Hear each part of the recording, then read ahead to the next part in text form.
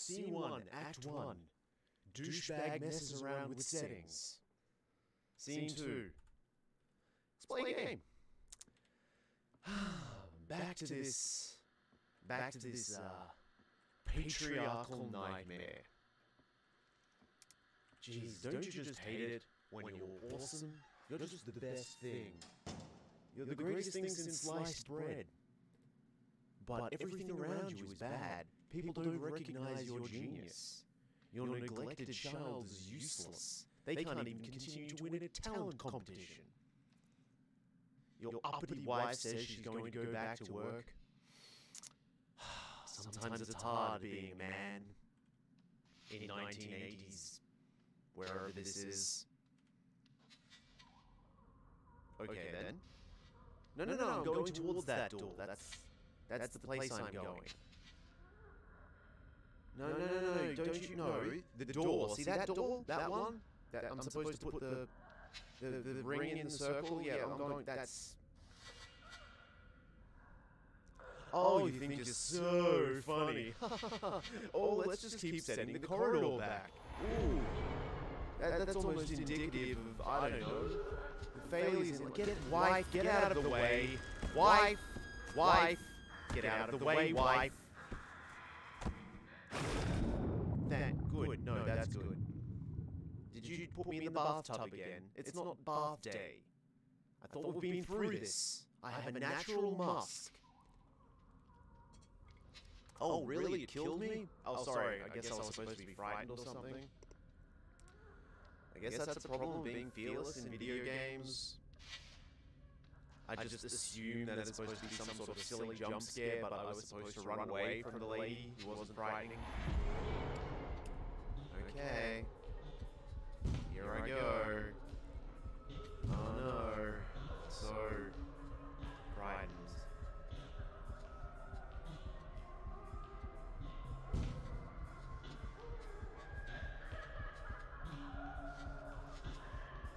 Does that mean wifey's dead as well? God, can my family just stop dying? They're proving themselves to be useless and feckless. They just keep dying all the time. Oh, great. Okay. You've had your fun. Am I supposed to loop around so that I can get to the door? Alright. At least I'm not in much of a rush. I mean, come on. What am I to be afraid of? I am the man of the house. Just because I'm not some sort of nightmarish spectre doesn't mean I don't deserve respect. That's right, I'm great. These hacks don't appreciate my talents.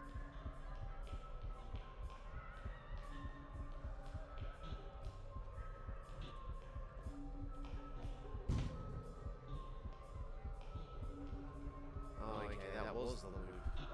Ah, damn it. See, I don't even know if I need to get enough of a lead on her or not.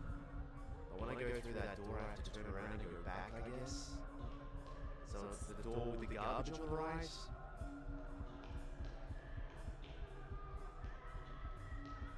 The problem is I won't know until I see it. So, no, I can't go back.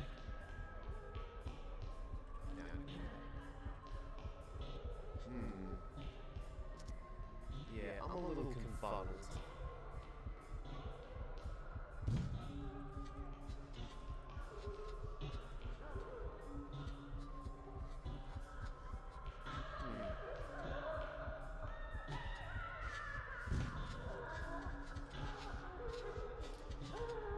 Keep expecting it to be tricksy and reload something behind me, but it's not.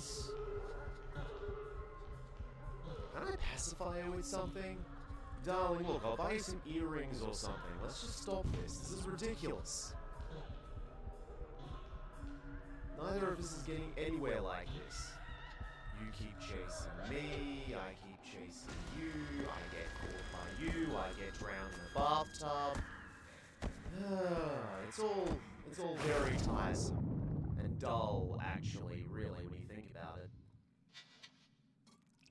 You're boring me. You're boring me. Just let me get back to work. I've got a manuscript to write that nobody will appreciate.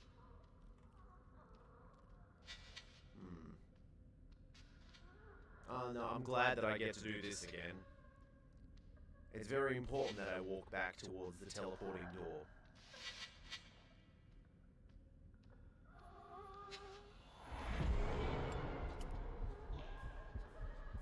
Oh, it isn't even that.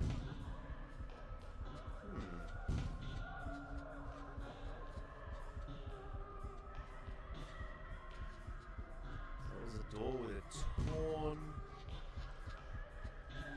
page next to it.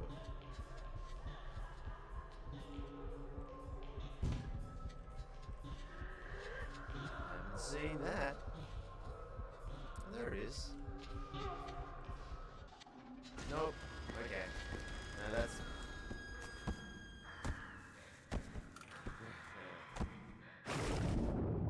Is this a puzzle? Is this a puzzle now? Am I being puzzled? Is this especially puzzling?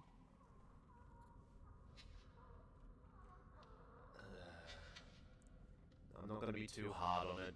It's supposed to be making the person panic. I'm not panicked. I don't get panicked.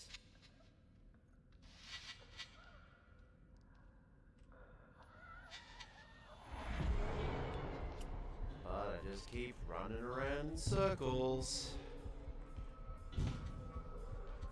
There hasn't been anything to interact with other than doors. There's been no way to hide.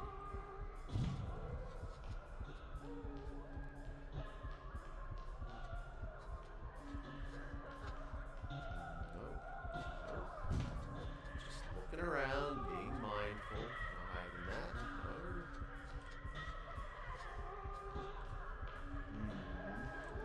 No. No. Hide behind the door. Nope. Yeah. Yeah. Do the beating and then I drown or something. I really don't care. Just get on with it. You're gonna force me to go through 45 seconds of walking towards a bloody door. Just get on with it.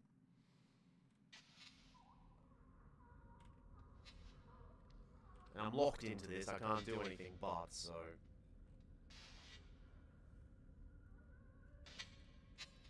I was wondering if it had anything to do with the light. Just in case I was locked into something.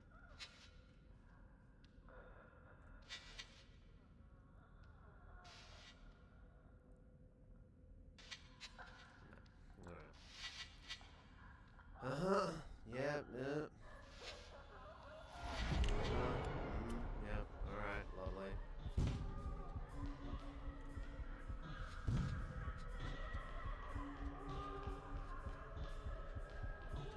Branching path, but it doesn't appear like you can hide anywhere.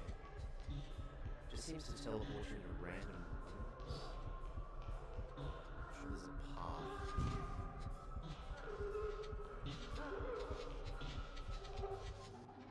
No. Why did I try to push something over? It'll have a dot if I can interact with it. Yep, drown me, whatever. Kinda glad I stopped streaming when I did yesterday, because this really would have brought down the mood of the stream. This would have tarnished an otherwise wonderful experience, because this is just stupid.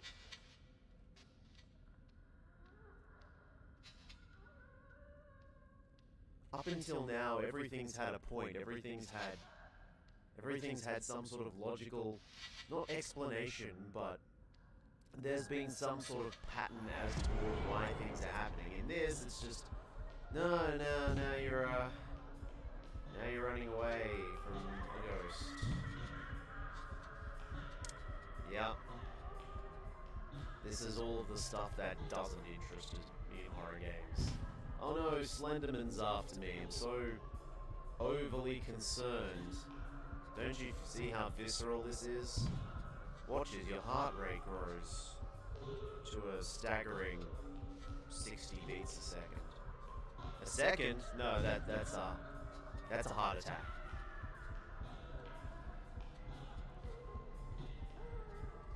No, no, no, no, no, no, no, no, no, no, no. There we go. Maybe. I think I got around it. Now I'm going back.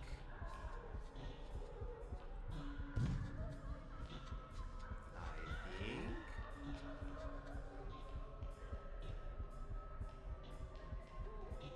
Really? Come on.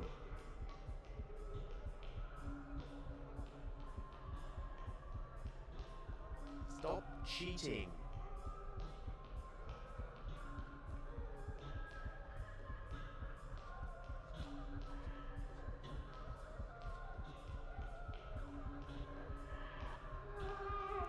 Are you fucking kidding me? That's the way I need to go, you filthy whore! Sorry, darling, sorry. You know I get this way before I've had my shandy. So, if you wouldn't mind, what I'd really like for you to do, this is a suggestion of course, is go to the kitchen, prepare me my drink, and then we can talk about this. We can talk about how you're a spooky, horrible ghost thing. And keep appearing where I'm trying to go!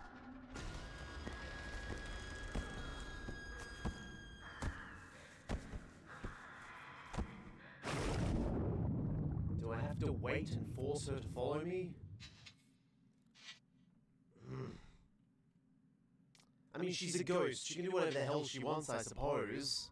I'm not sure why I'm looking for any logic in this. See? Don't get scared. Just get irritated. Stop being so irritating. This is why I probably shouldn't be in a slasher film. I'll just get irritated at the killer. It's like, if you're gonna do it, just do it already. This is really boring. You're boring me.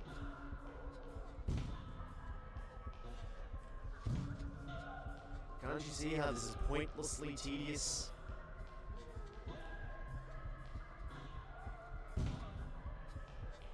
I went the wrong way again. Just have to look for that door on the left.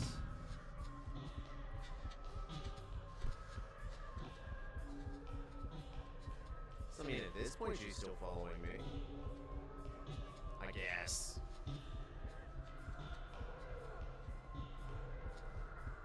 Come back through that door. There needs to be a way around here. I should draw a map. Maybe I'd feel happy if I drew a map. Bring some logic into this experience. Stretch those cartography skills out of atrophy.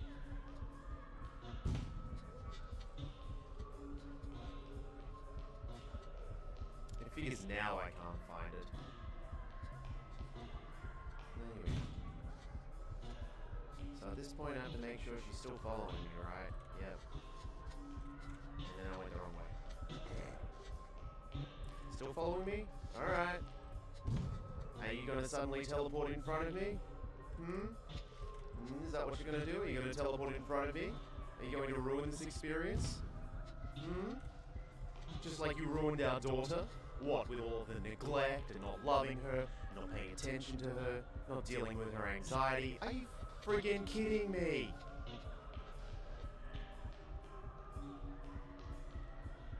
I'll go back around then.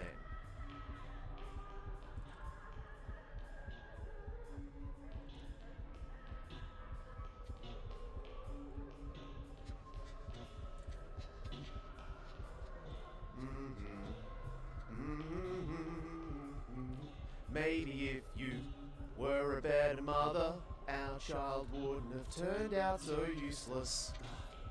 Damn it. Yeah, I don't know what I'm doing. I can't go either way. I can't goad her. I mean, she appears to appear in fluorescent lights, but I can't say for certain. Seems to be her shtick.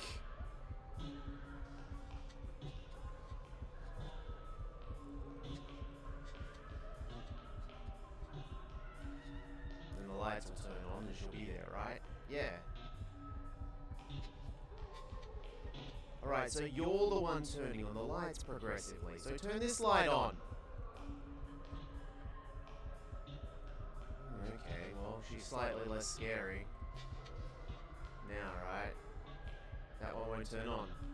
Why don't I just get some rocks then? I know that she turns up with the fluorescent lights, so why don't I just break them?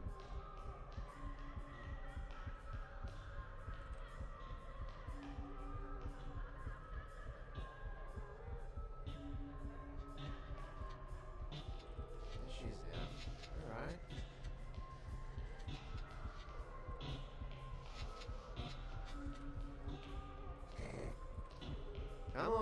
Come on, darling. Look, I'll buy you a new King Long dress, okay? I'm sorry that I cut the other one up.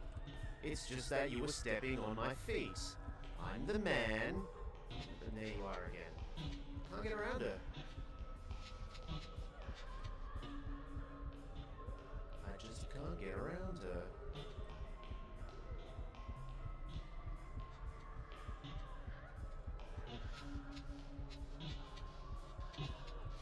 Ew. How'd she come through the wall like that?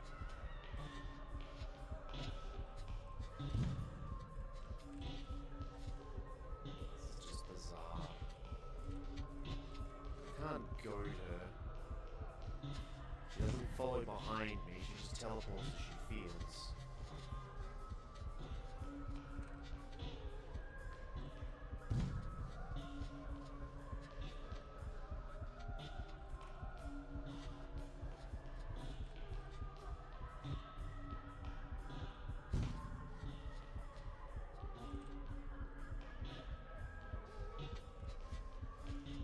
Maybe she only teleports in... No, because she's teleporting behind me. Oh. Okay. What?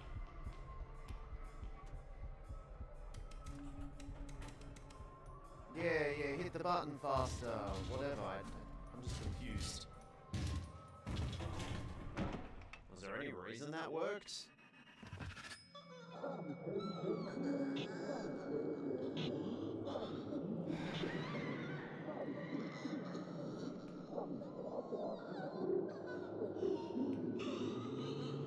Can't get near the charms? Is that it? Is it too holy around here? Huh? Is the spirit of that character's name I can't remember just stopping you? Oh wait, no, you're a human again now. Maybe you're just sad that your daughter's dead. Yeah, I'd be sad too. Oh wait, that's my daughter! I'm more sad because it was mine. I mean, if it was somebody else's daughter, I probably wouldn't have cared. Thank you, God whose name I can't remember. Welcome back to our program, my dear listeners. Today we have a special guest. She's been gone for too long, our treasured diva, Miss Gong Li Fong. Li Fong, congratulations on your return to the spotlight. Thank you, Mr. Liu. Our international superstar is back. This is remarkable news. I'm sure our dear listeners are absolutely elated. Everyone's missed you dearly. But at the same time, I believe they're curious as I am about something. What is it that brought you back to the film industry? Well, I guess there are some things that are hard to give up. It's difficult to put into words, but I wanted to buy more stuff. Did your husband have any opinions on this matter? Opinions? It was more like a thunderous slander. I think all he cares about right now is his delicate ego. Hey! Isn't that a little too harsh? Harsh? No, he's a hack and he can't write. I mean, I'm trying to give this home an actual semblance of lifestyle, and him.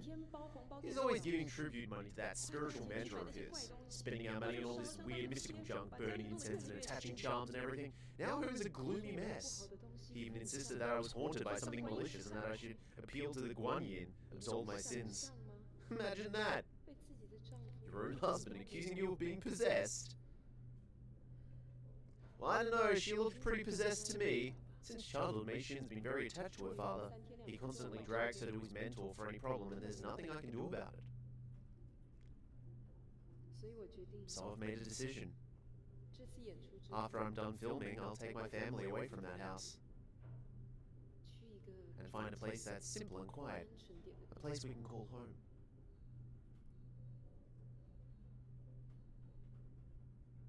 Alright, but we have to give up the ostentatious lifestyle, no buying record players just so that we have a cool record player to show off. Did I mention I bought a cool record player? You want to come over and have a look? It's pretty cool. Oh, okay, so now I'm flashing back to the start of the game, and he was sitting on a couch, and he was just watching TV. Wifey was talking about our daughter, and he seemed really, really bored. Like, super bored. 杜风雨， Du Feng Yu. 我好怀念。 I long for the days when life was simple, and the three of us were happy.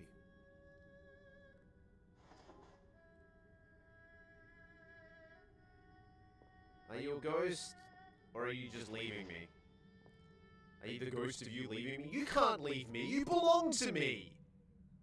I am the man of this house, and we all know that the patriarchy is very... and she's gone.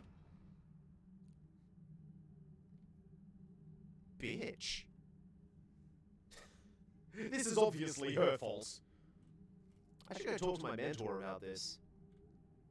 Mentor! Mentor, she left, just like you said she would. You were right. Collect the fragments of... Yeah, I've already done that. And use. Huzzah! My alarm quest is finally over!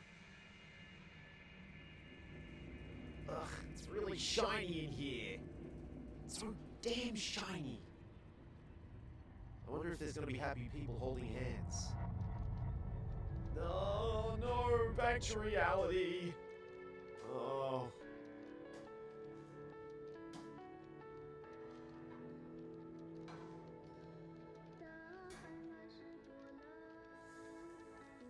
Darling, the newspapers are doing that thing again. The fan's on far too hard. Would you mind turning it down a little? Darling? Dear, are you still watching TV? You never missed a replay. You really are Mei Shin's devoted fan.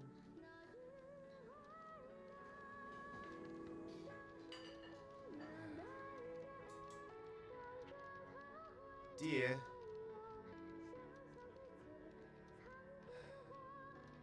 I miss my good stuff.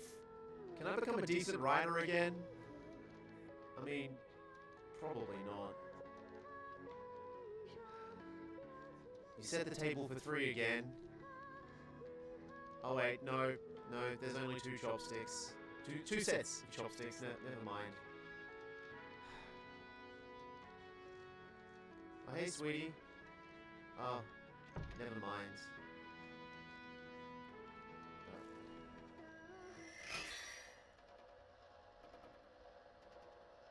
Oh damn it, I'm in my mind palace. Oh well. Guess I better get this out of the way. Mei Shin, I'd just like to say that maybe I'm proud of you or something. Is your room in Your room's in alphabetical order, finally. I'm so proud of you. 妈妈什么时候会回来？妈妈去哪里？我真的好想妈妈哦。 Mummy's not coming back. Sorry. Sorry.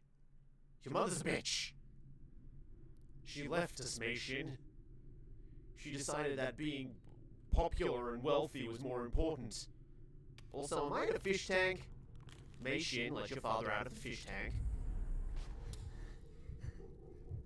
Oh wait, no, never mind. I'm Mei Shin now.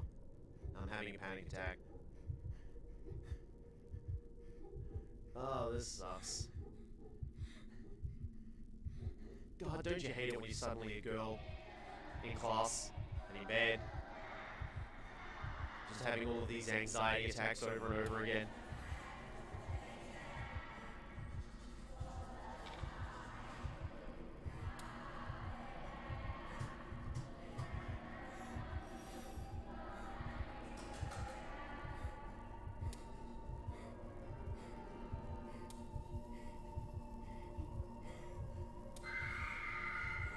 I mean, is this what it feels like?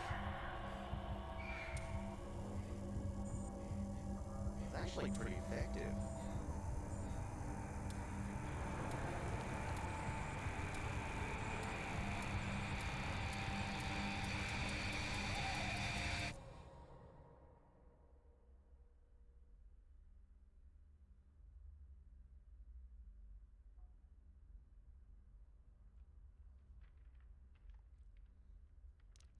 Medical order. Patient's X-ray and blood work analysis normal. No physical ailments observed. Recommend referral to a psychiatric department. Yeah, that's the thing. That's what I was saying. Daughter's not a lunatic. Oh, mental illness in the 80s. You just didn't get it, did you? Not every kid had ADD. Not every psychiatric issue meant that your child was an insane person.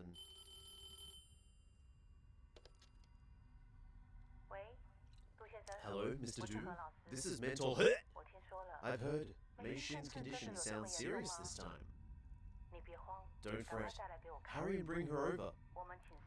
We shall ask Sigu Guanyin for guidance, see if there's a good solution. Don't worry. Just do as I say. It worked last time. It will again. Keep giving me lots of money. I'm taking advantage of someone suffering. 'Cause that's what I do.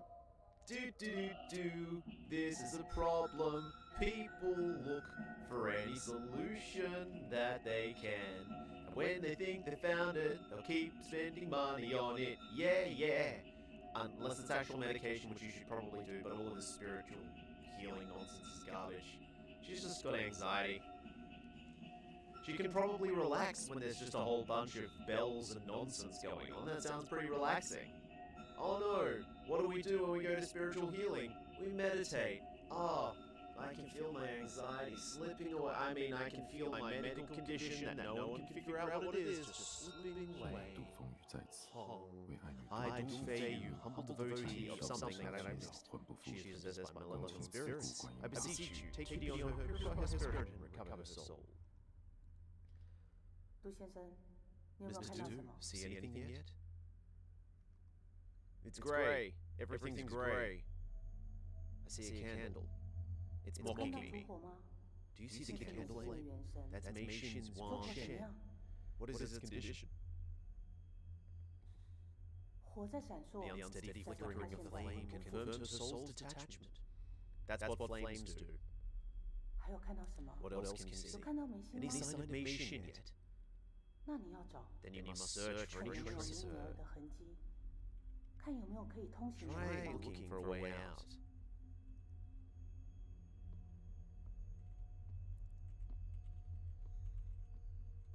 But with the blindfold on, how am I supposed to see? Oh man, I'm becoming a Jedi. Sigu Guanyin will lead you further. Snake and God person, please help me. Divine Spirit, solve all my problems and make my writing less hacky. I mean, let other people appreciate how good my writing is. Follow any light source you find. Let me know if you find something. Look for anything Mei Xin might have left behind. This lamppost was her favorite lamppost, I know, because I'm her attentive father. What did Mei Xin like again? Boats! She really liked boats. Yep, that's something Mei Xin liked. What do you see? A paper boat. Is the boat floating on water? The water is a sign of Sigu Guanyin's guidance. Now repeat as I chant. The water offers passage. The ferry offers transport. I request Sigu Guanyin lead the way forward. What about now? A river filled with water lanterns. Is there a place to pass? Is there a sandbag? The sandbag is the embodiment of Sigu Guanyin, manifesting as your path onward. You may proceed. Now, sorry, I'm just gonna. You're directing my vision. You are putting suggestive prompts in there. So I believe that this is what is considered a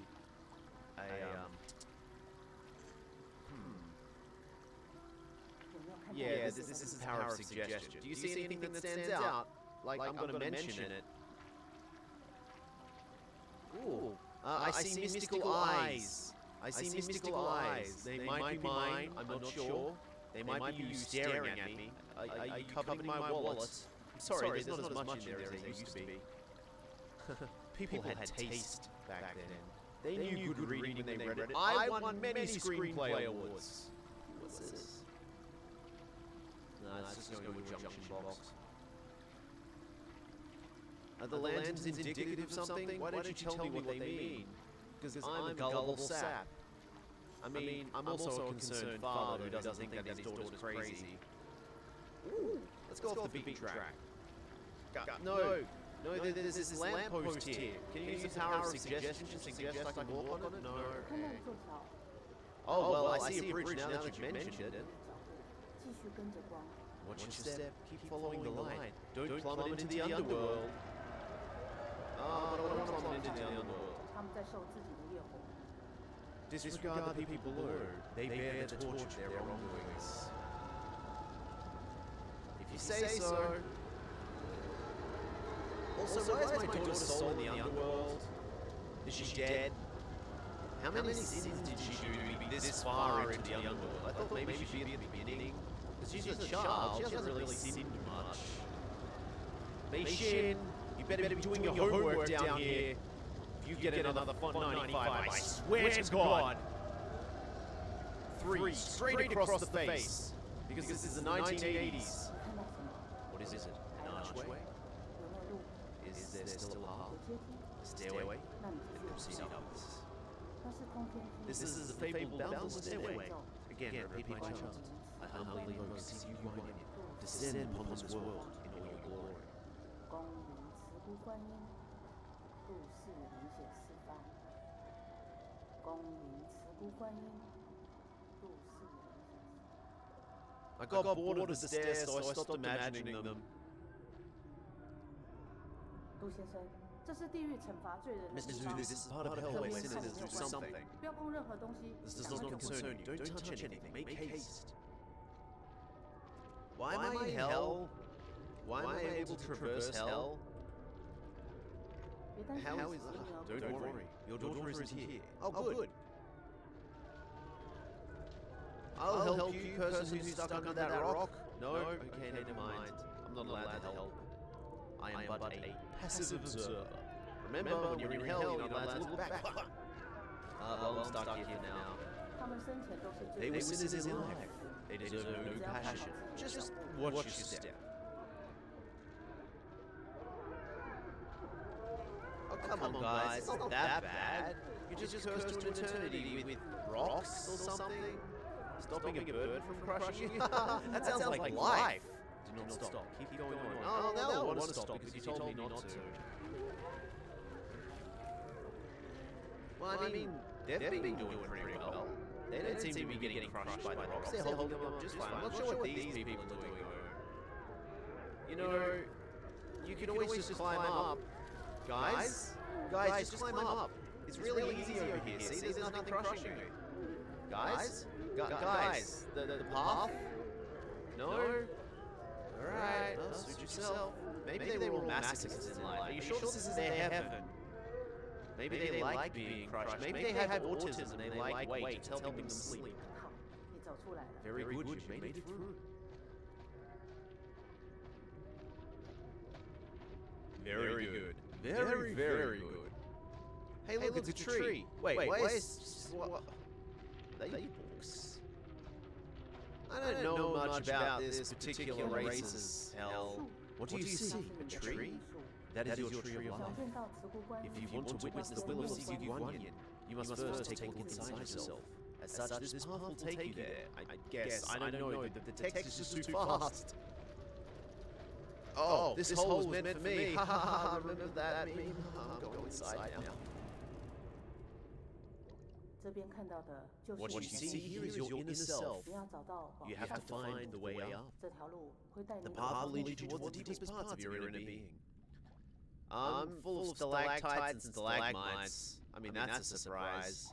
Oh, I'm full of pens. They're all dripping ink.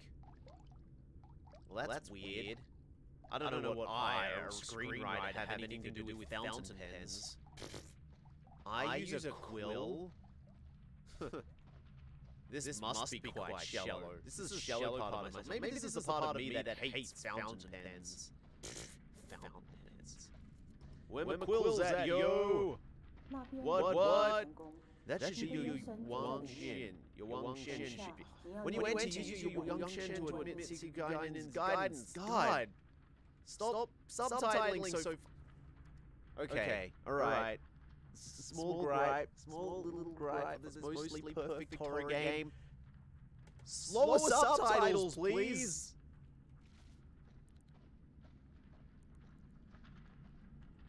More fountain pens? Come on. How much deeper in me must I go? I'd like you to know that I'm pretty shallow. Do you see the 进了门 entrance? 之后， After entering, you'll be on your own. 不管 You 听到 must 什么， ignore 都不 anything 要 and 理 everything 他 you hear. 有什么事 If 情 you run 就 into 念 trouble, 我 the 们 mantra of 观音 Siku 不要 Guanyin will aid you. What was that? As I walked through the valley of the shadow of death, I take a look at myself and realized, 不可能有 no, 死路。 there's always an open 似乎观 path. 音封死了 If 一 Siku 条路， Guanyin locks 就 your 不会 way, 指引一 it's 条更好的 only 路。 led you down a better path. I don't know. This one looks pretty cool. Let me in. Let me in. There's nothing like a locked door that makes me want to go in it more. Oh wait, no, that's the bathroom. That's always under renovation. Here we go. Into the tulip door. Oh man. 哎 Hey. 哎， Hey. 杜风雨， Du Fengyu. Look here. 看这里， It's 是 me. 我啊。几年不见， Been 不 some 记得 years and 我 you forgot me already. 你还 Do you 记 still 得 remember 那 that 朵 little 花 flower? 我种 The 的 one I planted? 那女孩 She 很 really 喜 liked that 欢 flower. 那朵花，天天盯着它看， Admired it day after day. 每次掉了一片 Every 花 time a 瓣 petal fell, 她就拔自 she'd 己的 replace it 枝 with her own 去重 nails. 新完美它。花黄 If it yellowed or wilted, 枯了，她就拿自 she'd 己的 water it 血 with her own 浇 blood. 终于让小 Watching 花 on as the 开 little 花 flower 结 finally bloomed. 它就是那么 Oh, 宝 how 贝 precious it was to her. 可是我告诉你， But of course, 小花终 a 究 little 是 flower is 种 still 子 little after all. 结了果以后，它承受 Even 不 if 了 it 重量 sprouts, it cannot bear something. Eventually, it is still 还是被 crushed. 压死。很遗憾吧， Pitiful, isn't it? 但我们都是作者 But we wrote this 不 story, 是 didn't we? 现在还有 You 机 still 会 have a chance to save her. 去吧， Go on. 就在前面。 It's just up ahead. Well, no, see, now I'm curious. Now claim what you deserve. Your greatest hope. No, I'm curious now, dude. Did we write... Oh, you're not following me. Well, that's weird. Look, me. Look, crazy reflection of me in verse face. Did we write it because we're a hack and we were writing from our lives like most writers do? Or did we write it and it became a self-fulfilling prophecy? That's what I'd like to know. Because if we wrote like hack, I can accept that because I'm a hack. I mean, I'm great, but I'm a hack. But the other way is a bit less... It's a bit less, Alright, well, you stay in the Matrix. You stay in the Matrix, me. I'm just gonna go through this tulip door. Tiptoe through the tulips. Oh man, which one's my child? I never paid any attention to her. Ah, this one, I guess. That looks like a favorite mask. You can't say that. Daddy did a good job. Dad treats me the best. Daddy's my favorite person in the whole world. No matter what Daddy did. Dad, take me home, okay? Dad, let's go out and play together. Take me out, Daddy. Daddy, I want to go out and play. Dad, let me out. Let me out. Let me out of here. Dad! Daddy, why are you ignoring me? Please! Dad, take me home, okay? Dad, let's go out and play together. Take me home, Daddy. Daddy, I want to go out and play. Dad, take me out. Let me out. Let me out of here. Dad! Merciful Siku Guanyin, comfort all beings, ease all suffering. Oh, good. I set my disobedient daughter on magic spell fire. I humbly invoke Siku Guanyin, descend upon this world in all your glory. 陆先生， Mr. Du, 你的坚定 your 支持我 stalwart 的 faith 成 has 长。 driven away all 现 evil. 在慈姑观音 Thus, 亲自 Siku 出 Guanyin 现， has manifested 美心的魂 eminently. 就在这 Mei 里。 Shin's soul is 你要 trapped in 诚心 here. 对慈 If 姑 you were to 观音 rescue 发 her, 愿， you 来 must 帮 make 助 a 你的 solemn 女 oath 儿。 to Siku Guanyin. I don't know, this way looks kind of cool. This way's... I know it's not that way, but this way looks pretty cool to me. maybe it's the fact that this is not quite symmetrical, and there might be something lurking here.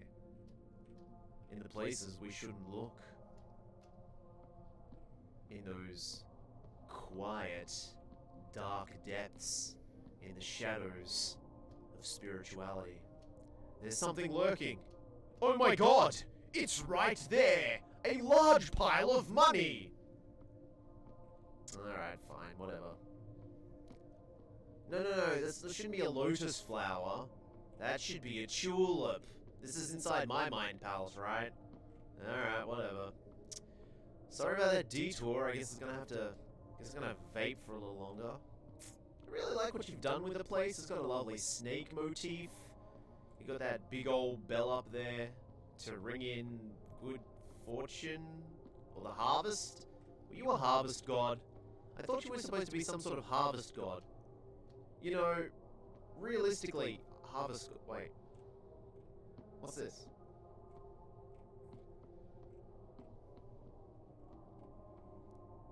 There's like some pinking shears here. Am I supposed to prune my daughter? I couldn't pick it up, so I'm gonna say no. But seriously, you're a harvest god, right? So that's got to do with like fertility. Couldn't I just make another one?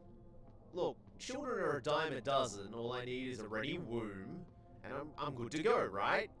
I don't need Mei Xin back. She proved to be faulty, defective, not crazy, mind you, but possessed. Yeah, she's totally possessed.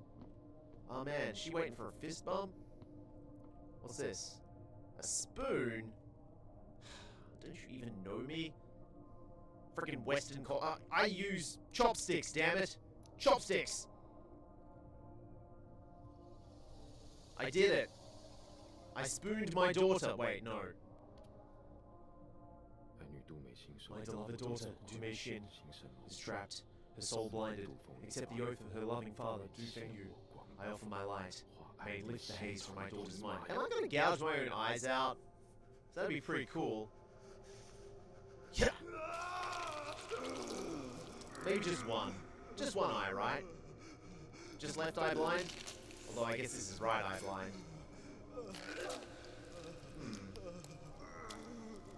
And pop! I did it! Why can't I still see with my other eye? Isn't the optic nerve still attached?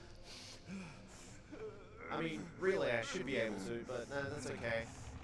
I did it! I pulled out my eye. Does that mean my daughter lives? Wait, I don't quite understand the logic of this. Oh no, never mind, I can see fine now. I only spiritually pulled out my eye. That's fine. That's alright. That's good. See, it was a show of faith. Yep, sure was. Oh wait, do I have to pop out my other eye? Oh, come on, I only have 2 of these things. I'm not spiritually enlightened like you, so I don't have the use of my 3rd eye yet. Wait, does doing this give me my 3rd eye? Because, I mean, I guess I can do with 1. My depth perception's gonna be pretty rotten, but alright. Although, that being said now, there was a knife over there. What am I gonna do, cut out my tongue? But that's my bread and butter. How can it be charming if I can't talk? I guess I could give them a wink. Oh wait, I won't have any eyes. I could give them a seductive wave? I'm not, you know what, I'm not so sure about this anymore. Can I get a second opinion? Can I maybe get it? Oh, that looks like some kind of rake object. No, I'm sure you know what you're doing. I mean, you're the harvest god after all. So what am I raking? My ear? My teeth? My... something? What am I raking? My beloved daughter, Du Mei Xin, is trapped within the cycle of karma. Her voice displaced. Accept the oath of her loving father, Du Fengyu. I offer my tongue. May it restore my daughter's angelic voice. Oh man. My mouth game is gonna suffer after this. I mean, it's not that bad. Oh, yeah, here it comes. Here it comes, and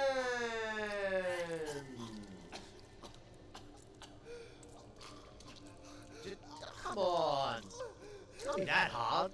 It's only the strongest muscle in the human body. There we go, that's fine. That's out, don't worry about it, it's fine. Walk it off, sunshine. You're a writer, you don't need your tongue.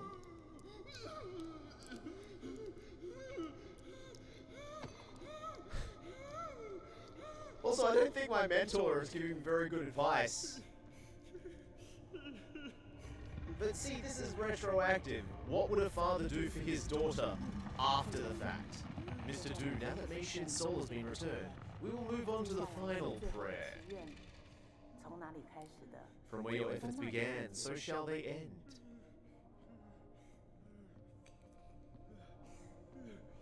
Yeah, I think I want a new mentor.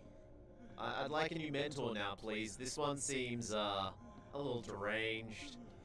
I mean, I neglected my child for, like, ever, struggling with my own ego and the fact that I wasn't a good writer anymore. I've come to peace with that, you know. Some people are just hacks. I mean, there's an audience for it, right? But if I do this to myself, if I just mutilate myself...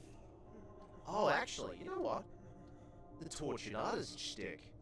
I could be a lot more popular after I don't have an eye and a tongue and whatever this is going to do anymore. No, you're right, come on, I'm with it, I've got you. I understand now. I understand. Van Gogh cut off his ear. I'm just going a little further than that. I guess this is my blood now, right? I mean, she already has seminal descent, so she'll be okay, yeah. She'll be alright with hepatitis, right?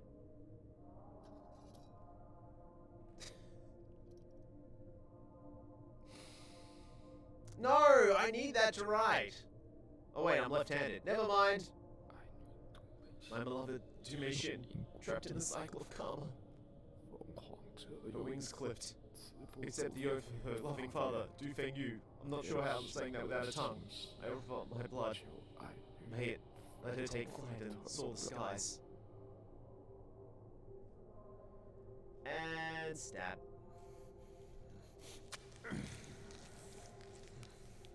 Yeah, lucky I'm right-handed. I certainly didn't say that I was left-handed or anything. Oh shit, I'm left-handed. I made a mistake. Do-over? Can I get a do-over? 好， Good. 现在算是完 The 成 ritual 了 is done. 最后陈师 Finally, 傅 you shall kneel and wholeheartedly worship Sigu 只要 Guanyin. 慈姑观音 As 感 long as 应 Sigu 到了， Guanyin consents your devotion, 就会圆 all 满。 will be in harmony. But your daughter needs to take these meds as well. Merciful Sigu Guanyin. Something. I missed it. Merciful Sigu Guanyin, comfort all beings, ease all suffering. Merciful Sigu Guanyin, comfort all beings, ease all suffering. I mean...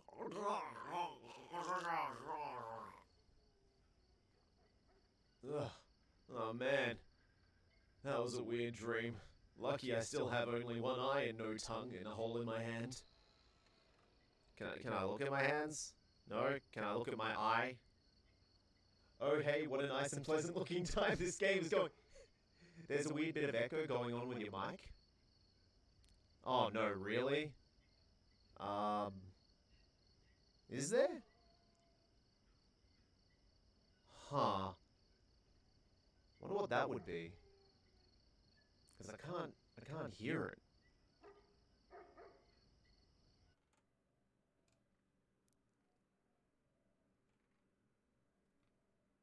How am I supposed to check that?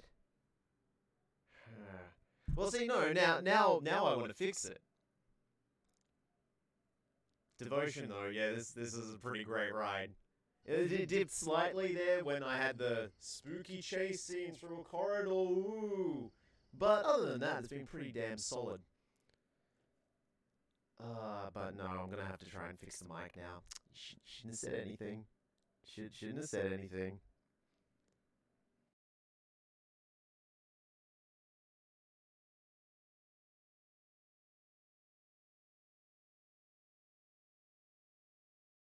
Let me hear it. Hello? What? That's weird. How about now?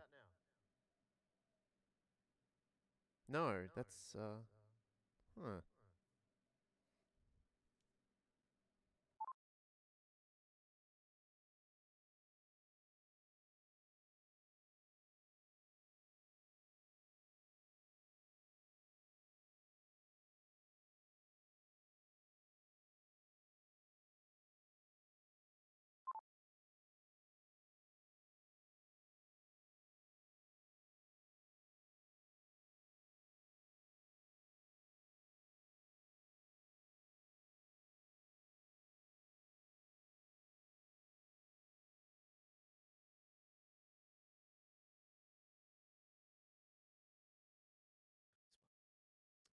How about now?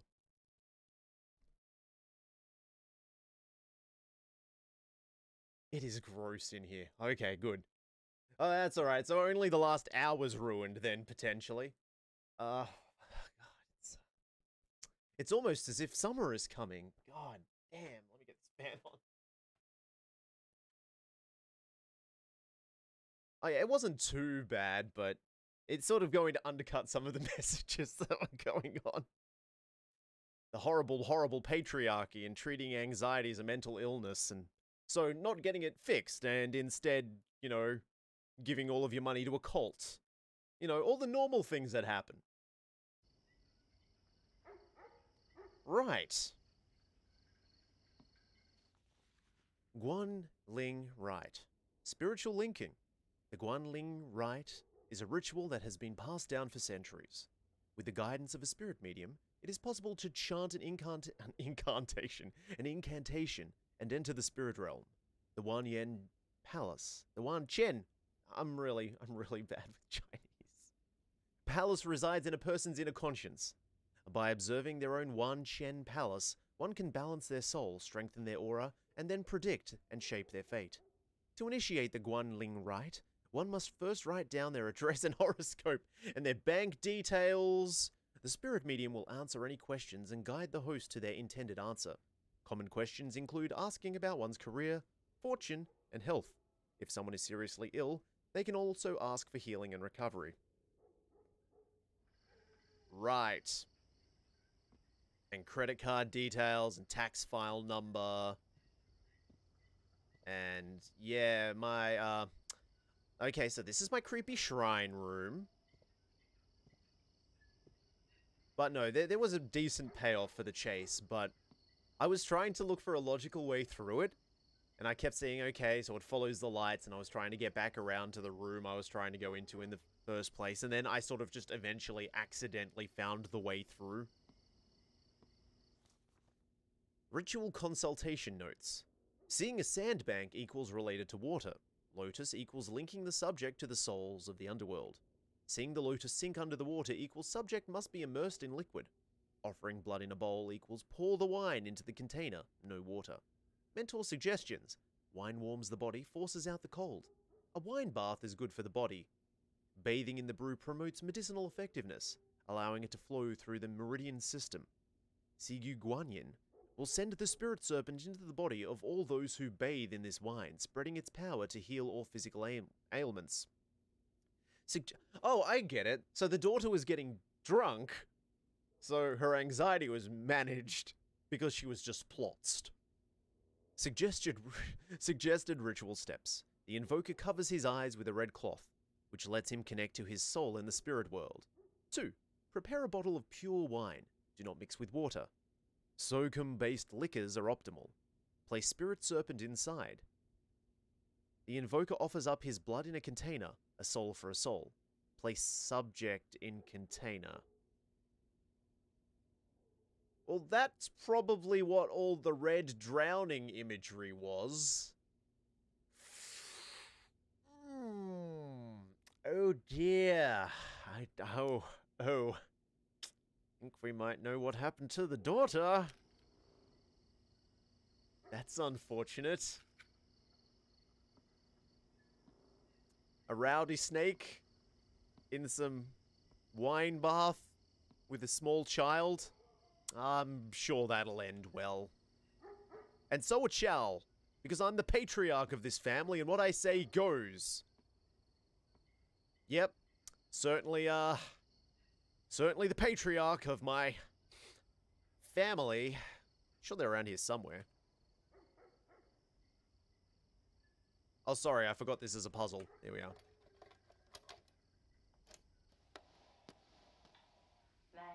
Come, Mrs. Ye, tell me again.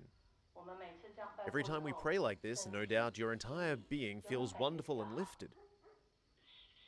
Yes, it's very comforting, but, what is it? I'm sorry, it's just... It doesn't seem to be working for my son. He's failed his entrance exams twice. I've been praying for him every day. But he doesn't seem to be improving much. Should I be contributing more money? I can do whatever is needed. I'll pray even more earnestly. Please, mentor, tell me what I should do. No need to panic. There's always a way. I'll instruct you. Yes, please. Thank you, mentor. Now, about last week's check, it bounced. So I just want you to confirm that the method I taught you really worked. Yes, of course. I've been chanting the mantra, but that woman still hasn't divorced him. We've even recited it together, him and I. When you were reciting, were you truly devoted? Of course I was. I've been chanting with all my heart. I even paid my tributes, but... Don't mention the tributes. But you're a sham. That talisman you gave me was useless. Sir, I will be recording this. Every month for 10 whole years, I've had to spend so much on rituals and so many... Okay, now it's just on the nose. Now it's just on... We figured it. Oh, name drop, roll credits. I don't have a sound for this, but... But yeah, I mean, we already figured this out. This is my biggest issue. It's been subtle in a lot of ways sometimes, like the hints at anxiety being the issue were there. But see, after the hints, they sort of just smash you in the face with it. It's like, oh no, you mean the spiritualist was a sham? No! Really? After we knew that the problem was anxiety? No! Yeah, I'm a responsible father figure who is not bought into a sham spiritualists at all. I think the fate of the daughter is kind of a mystery up until now-ish. Well, I'm pretty sure we were pretty sure she was dead. I was calling her my dead daughter for quite a lot of the playthrough. In fact, probably from the first 5 minutes, because it's a game about, it's a horror game. And he seemed sad. He was watching a video of his daughter at the start of the game before he went into this weird, I don't know, haunting or mental breakdown. So it was pretty, I don't know, at least how she died may have been up in the air, but you had a dead kid. So if you got a dead kid, you got a dead kid. That's just how it works. What you got there is you got a dead kid.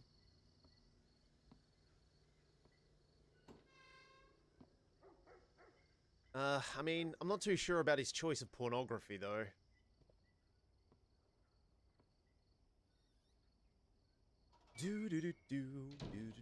Do. Okay, so, I mean, I'm a good father. I just keep telling them what to do, and they're not listening. That's not because I'm a bad father. It's just, they don't know what's good for them. I tell them what's good for them. They should listen to me for what's good for them, but they just don't know what's good for them. Honestly. Honestly, I mean, I know what I'm talking about. I'm a very successful screenwriter. I still am a successful screenwriter. Everybody's just a hack. I'm not the hack. They're hacks. Freaking hack audience don't know what they want. What they want is a return to patriarchal fundamentals. The child lives for the family, and the father is the head of the sorry. Hello, Mr. Du? Okay, listen to me. First, prepare the snake wine. Do you have a bathtub at home? Yes? Good. Do it in the bathroom then. Mei Xin needs to do as I say, and all will go well. Don't worry. Stay strong and prove your devotion. I would stay strong, but it's really hard to walk. Yes? Who is it? Ah, Mr. Du. Yes, I know, of course. Well, you see, I assure you, you have nothing to worry about. Patience is essential here. That's true. For this ritual, depending on the subject, severity of sickness, things could go something. You have to put your faith in Mei Xin. You must have fortitude. Don't interrupt her. Let her slowly soak and be fully cleansed. Do not open the bathroom door, okay? Alright, if you have any other questions, just give me a call. I'm always here to help. Things could take 3 to 7 days. Be sure to reapply the wine snake bath if things don't go well. Of course, see, now that it's revealed that there have been several vignettes of you, like, drowning in red liquid. But the other indicator was you couldn't get into the damn bathroom. You couldn't get into the damn bathroom. Oh, things could take 3 to 7 days. That's what I missed. All right, yeah. That's fine. Sure, look, she's got a snake to eat, okay? She's got snake to eat. She can drink out of the tap. She can drink out of the bath, but she probably shouldn't. She'll be fine. And I'm sure locking a child in a bathroom for days who has anxiety, it's fine. Look, she's the expert. She's a mentor. People pay her lots of money for spiritualism. Yeah, actually, I'm going to pause again and sort of decompress things because I don't know how much of the game's left. I don't feel like there's a lot. It kind of reminds me of The Exorcist. Because if you think about The Exorcist, the mother in The Exorcist was a stalwart skeptic. She went through many avenues to try and solve what was wrong with her daughter. In this case, she tried all of the medical recourse, she tried the psychological recourse, and then she ended up kind of caving and going for the spiritualism. It's like, my daughter isn't she doesn't need an exorcism, and then in the end she was like, I'm at the end of my rope. She needs an exorcism. Sort of similar in this, at least, like, it's a bit of a long bow to draw, but it kind of reminds me of that. Where this guy, I've tried nothing and I'm all out of options. You know, maybe if there wasn't so much neglect, this never would have happened. Oh, I'm sure there's only good news on this piece of paper. Oh god, it's my Long family again. Yeah, it's an inverse of The Exorcist. But once again, I mean, the thing about the difference, of course, was that the mother in The Exorcist really, really cared. She wanted to get help for her daughter, and in the end, she was willing to go against her every gut feeling and belief and try something, anything that would work. And in this, we've got a father who was too far up his own arse to realize that he shouldn't be the breadwinner, neglected his child, trying to write something, which was all ended up hackneyed and stilted. And then in the end, it's like, oh, well, I guess my daughter's dying now. Gotta try something. That one time I went to the spiritual healer, it sort of worked. I mean, it was quiet, and there were people meditating, and she just seemed to relax and got better, but, I mean, obviously she knows what she's doing. It's the only thing that worked, apparently. But yeah, my family is still very long in the torso. You know, that might be a congenital issue. That's probably why she died. It has nothing to do with what I tried. Ah, well, it's been a long time. Been moving through this a lot. I think I need to go to the bathroom. It's, yeah. Let's go to the bathroom. Oh, someone let on the... Don't leave on the lights. Oh, look, it's the tulip. It's grown. Oh, wait, no. The floor's wet. And vignette. And... Oh. Ooh. September 29. A rainy day. Mummy hasn't come home in a while. I miss her so much. I try not to cry, but when I hold it in, my chest starts to hurt. One day, even my breathing troubles started up again. Daddy says we aren't visiting the doctor anymore. Tomorrow we'll go see mental... Then I'll be fine again. But I bet Daddy doesn't know. I already know how to make myself better. I've managed to fold so many tulips already. Just a little more and I can fill up my whole room. It makes me sad that Daddy's always so busy praying. 没办法陪我 He doesn't get time to fold them with me. 只要得到和 If 故 I 事 can 里 make as 一样 many 多 as 的 there 郁 were 金 in my 香 storybook, 我的病 I'll surely 一 be 定就会 cured of 好 my 的 sickness. 病好后 When 我要 I'm 继 better, 续 I'll keep 练唱 practicing my singing 变得 until 更厉害 one 唱得 day 更好 然后 I'll 真 fulfill 的 my 有一 birthday 天 wish and 一定会 become a 实现 famous 我的生 superstar, 日愿 just 望 like my parents 变成 wanted. 大明星让爸爸妈妈 Dad and 一 Mum 起 can 坐 sit 在电 together 视 and 机 watch me 前 sing 面 on 看我 TV. 唱歌大家开开心心 We 的 can 聚在 spend 客厅 time happily in the living room 我好喜欢 together, 那个 which 时 is all I 候 really wanted. I really love those times. I keep slightly editorializing, but yeah, okay, hitting us over the head with it.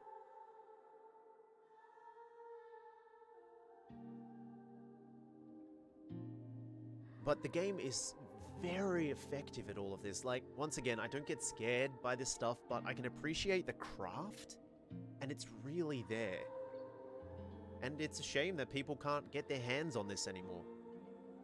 That's like the biggest tragedy. My dreams end here. Disappointed as I am, my eyes remain dry.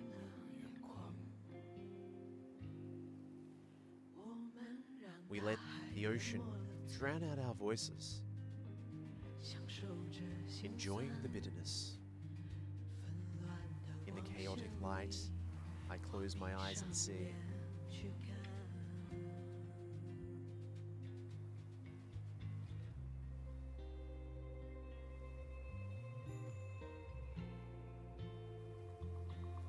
I mean, I'll go into that a little bit after we're done.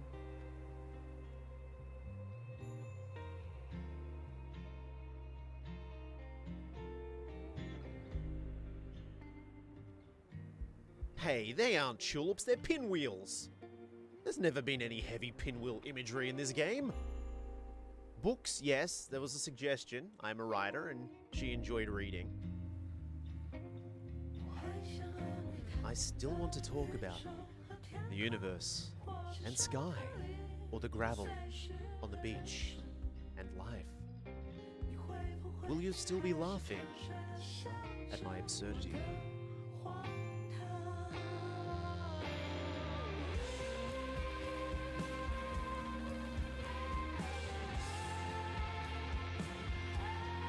All the pages fly into the air, once again suggesting that it never really mattered.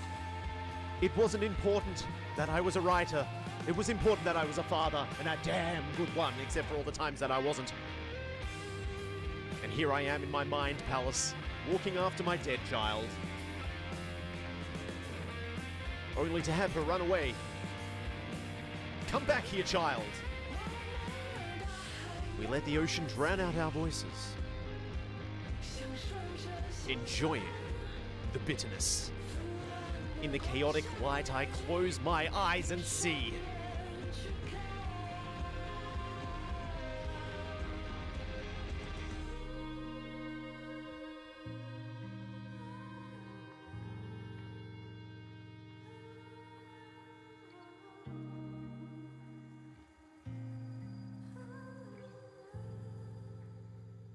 You know what I'm weirdly reminded of? I still want to talk about the universe and sky. Some part of Jacob's Ladder, where the protagonist is going through a psychological horror and haunted by his dead child. Yeah, I mean, thematically that's there too. I mean, that's part of what I was wondering if he actually was being haunted, because at times he would enter into the point of view of his daughter, which I guess could be his delusion, but it was for things that he wouldn't know about or hadn't been around for, because, once again, neglect.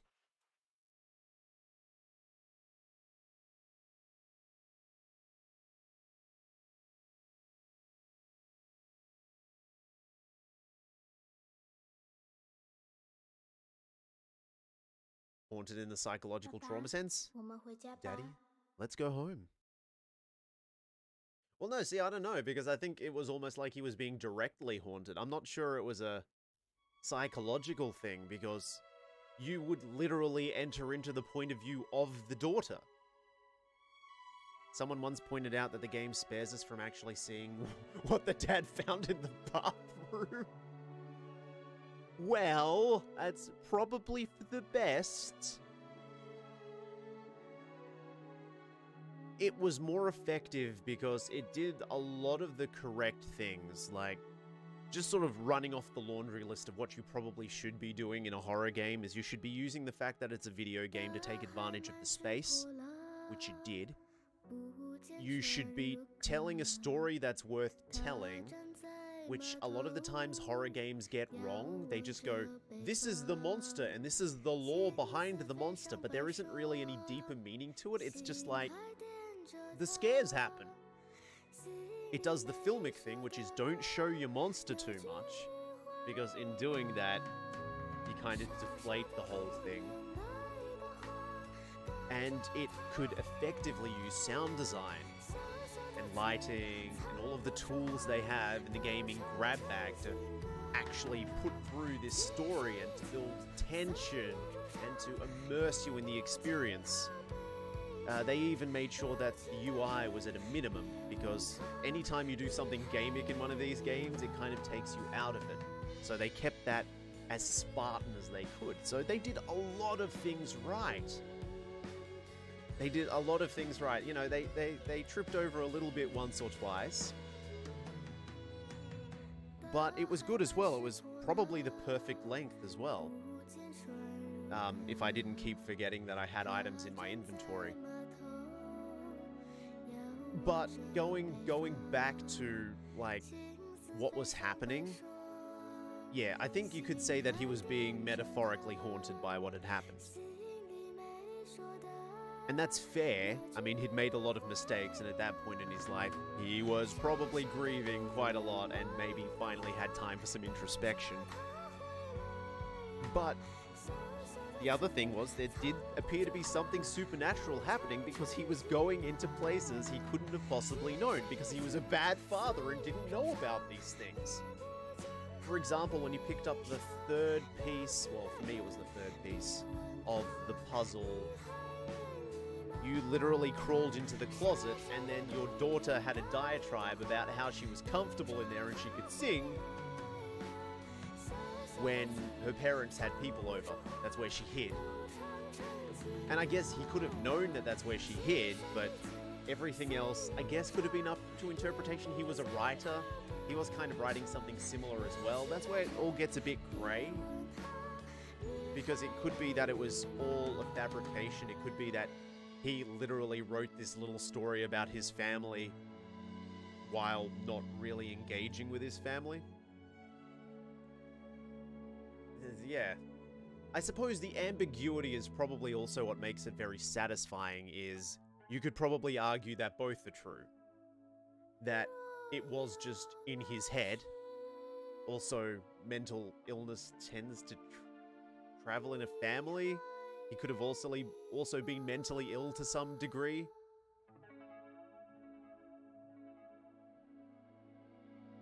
I kind of also wonder if he's dead and this is some kind of limbo. I mean, coma theory is always the worst kind of thing, because nobody really wants the justification for a story to be, and it was all a dream. That's really unsatisfying. Oh, end scene! Exclamation mark. A really depressing end scene! Hooray! I sure hope he's sad watching another video of his daughter singing on TV. No, that's not the tape. No, watch your daughter singing on TV. No, that's static.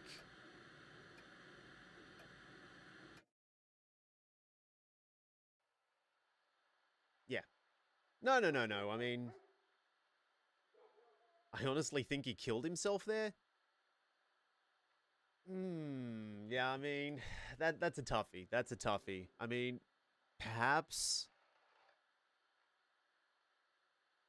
with the death of ego, is there the death of self? That's a tricky one. I mean, perhaps we could reinterpret it and suggest that the daughter is finally free because she is no longer trapped on the television and he's no longer reliving the past. He hasn't necessarily gotten over it, but he has gone through the final part of the grieving process, and he has processed it all. He's taken responsibility, and now his daughter is free to, well, still be dead.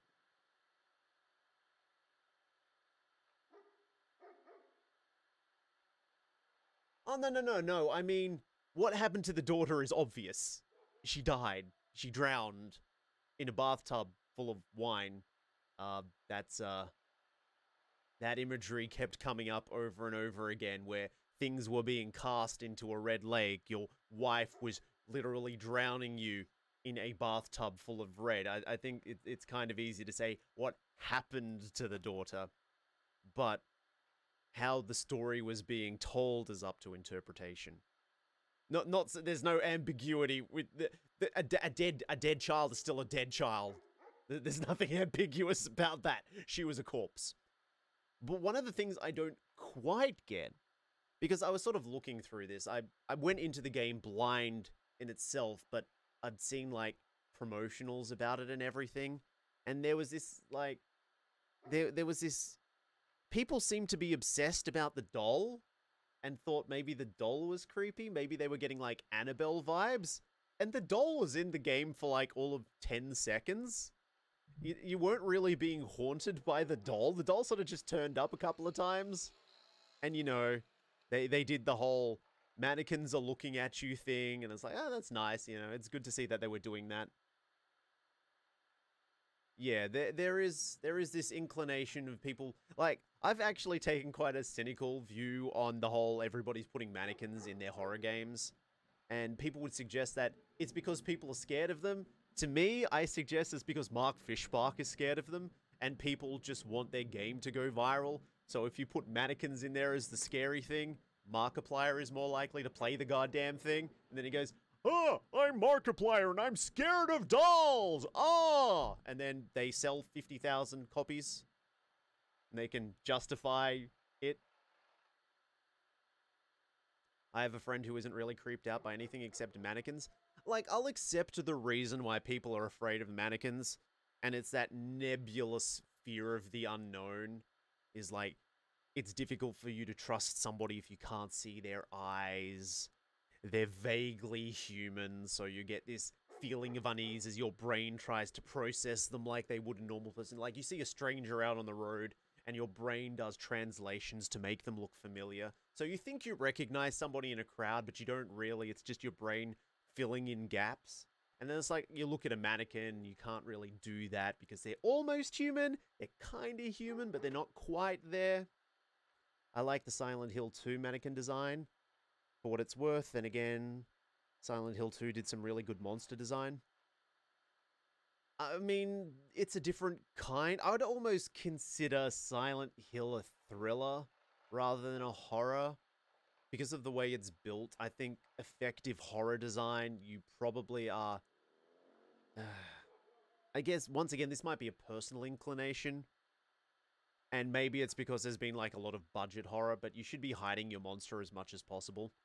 Part of what made Alien frightening is that you weren't constantly seeing the guy in the rubber suit running around as a xenomorph. You just see him occasionally. And the scary thing about the Thing is that the Thing could be anything, so you didn't really know if you were seeing it. And then, of course, they'd have the gross out times where you actually see the monster. But the monster was always changing. It's kind of like Alien was always changing.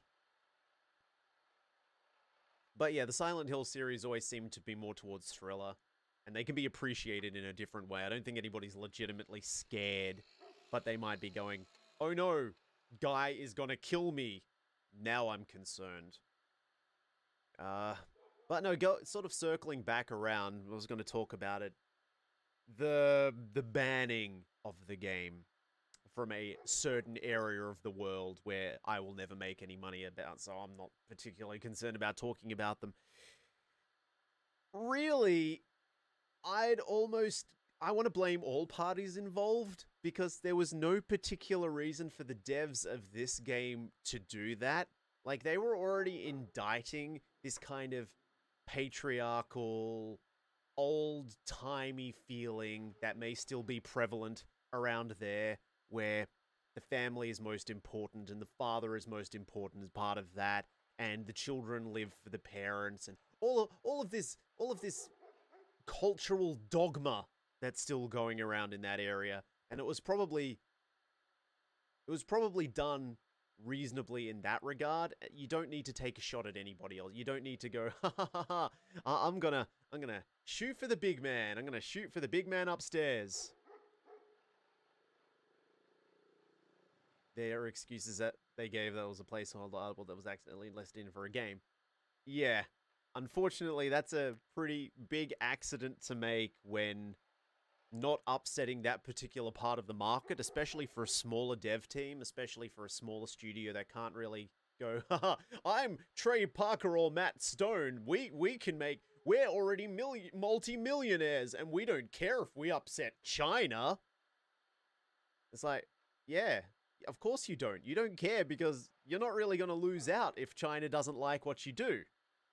But the rest of the world kind of is, especially smaller devs.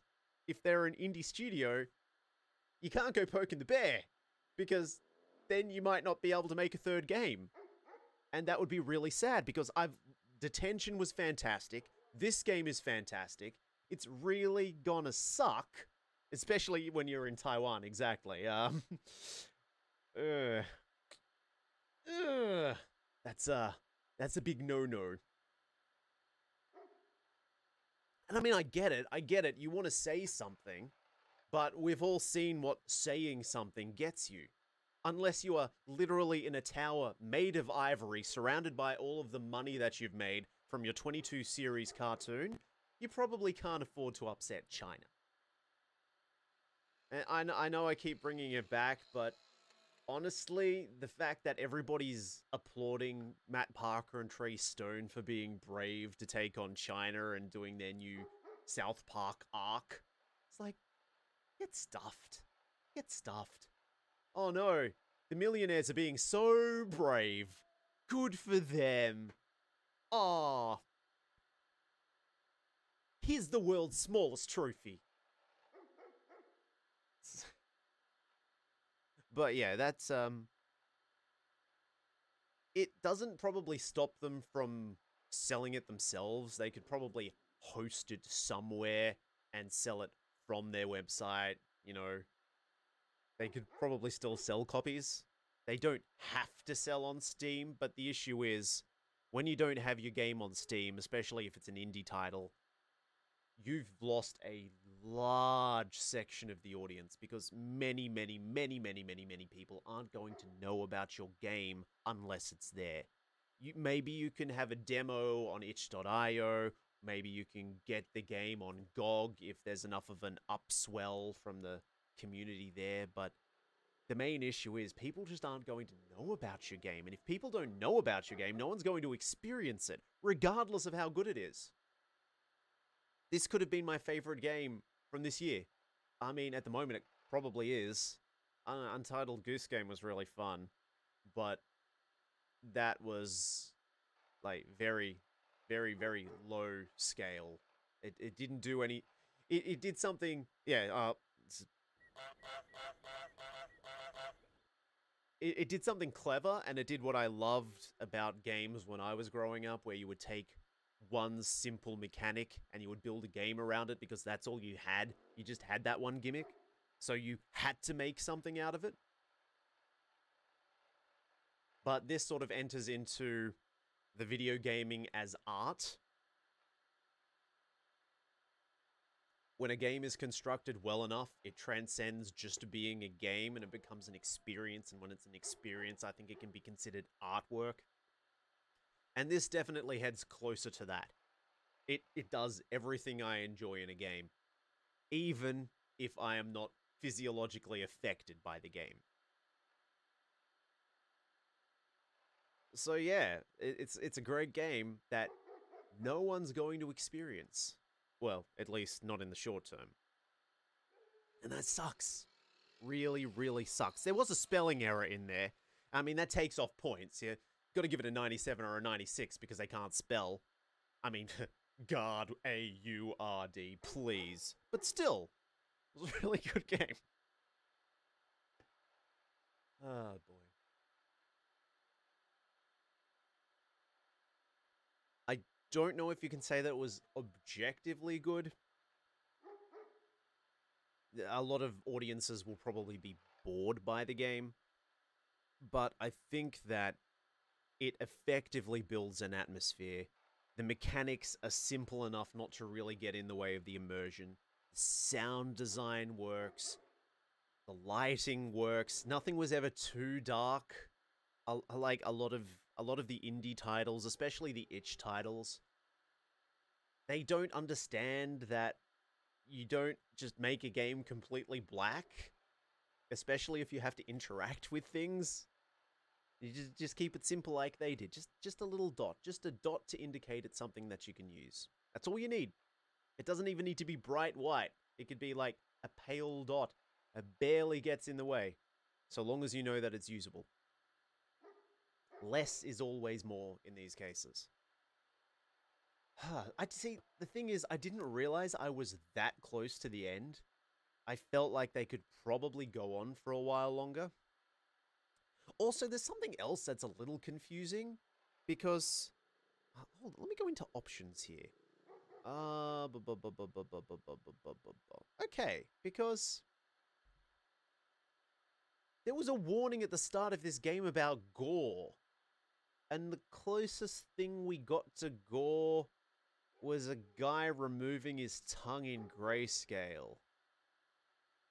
Now, I'm very weak against gore, and I saw that, and I'm like, might get a bit squeamish, but I'll muddle through. It seems to be a good game. It's from a developer I like. Yeah, but you didn't even really see the gouging of the eye. Like, even the aftermath, you didn't really see it because you were interfering with the eye. And then 5 seconds later, your vision cleared. You see the eyeball fall out? Barely, though. Barely. And because it wasn't in high definition or anything, it was just grainy monochrome nonsense. Like the tongue, yeah, that was a bit more visceral because you saw their hand in the fork and the yanking of the tongue out, which I'm not sure you'd be able to do.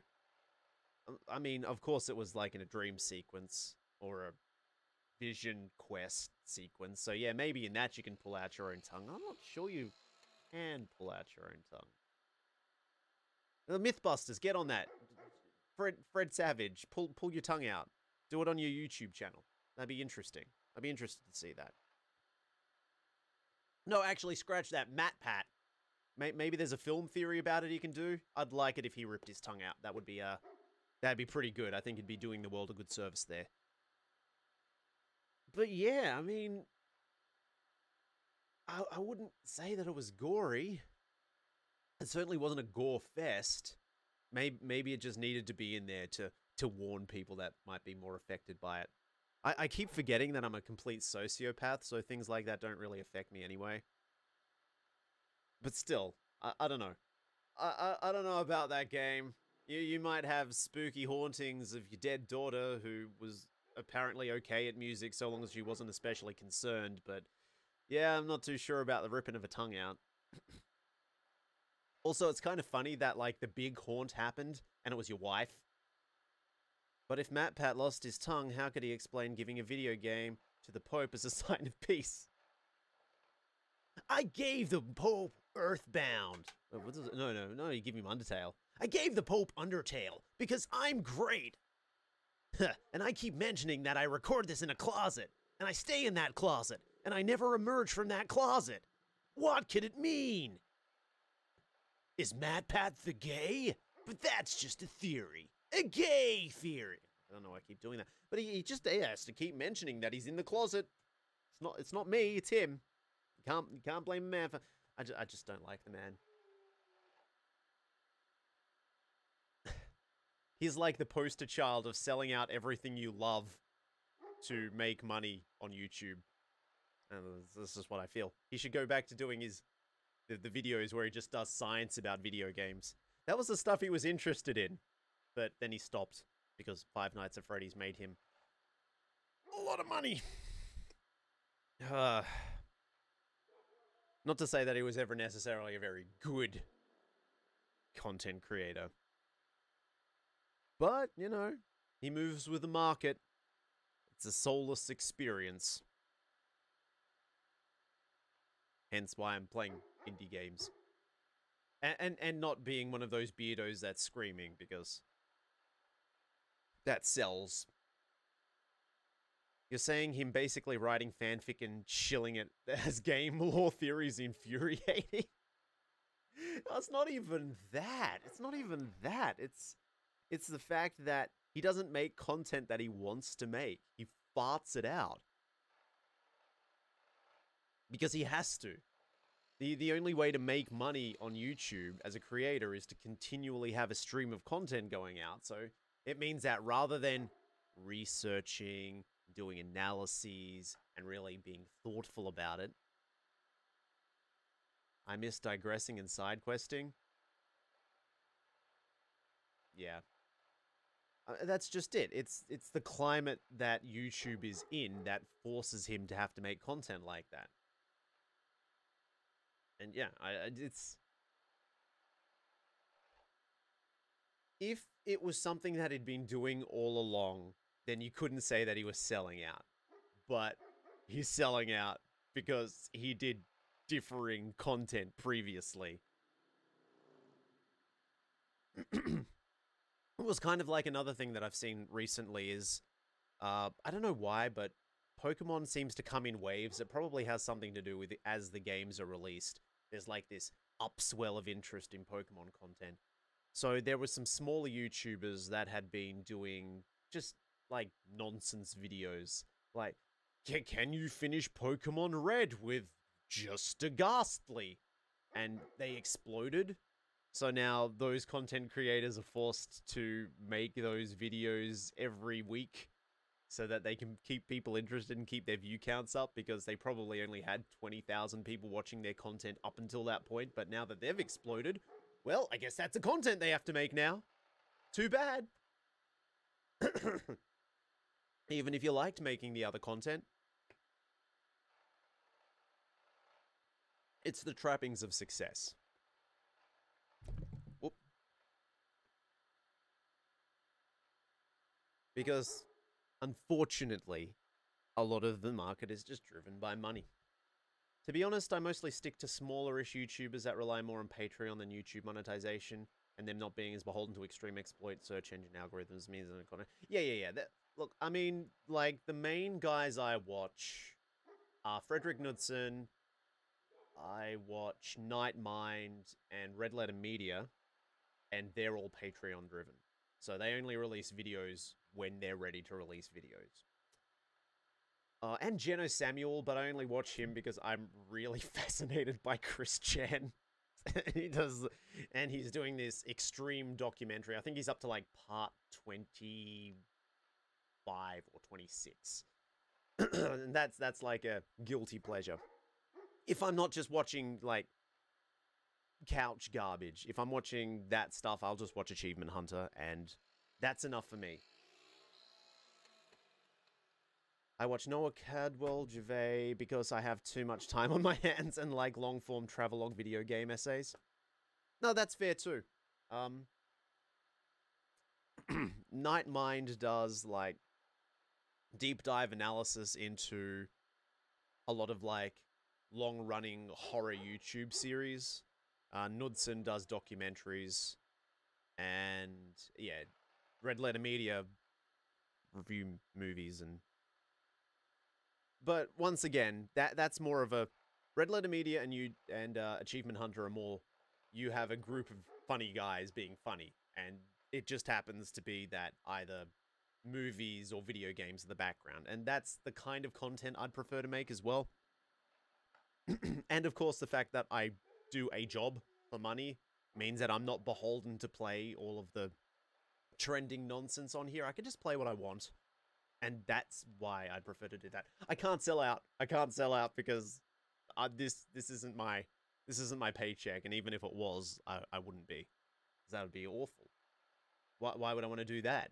If I wanted to do that, I'd say that my videos were okay for everybody to consume, rather than having the adult gate on there. It's like, come on, kiddies. I can create content without swearing. I'm not...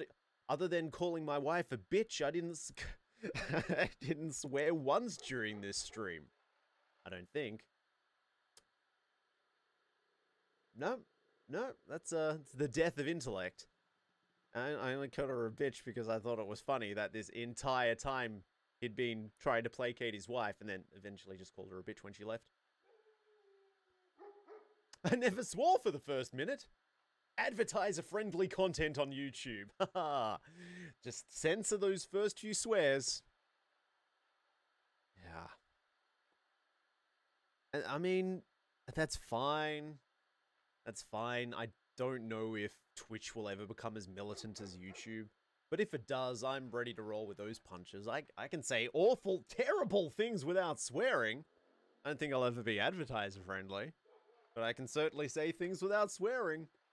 There's a lot more effective, horrible things you can say.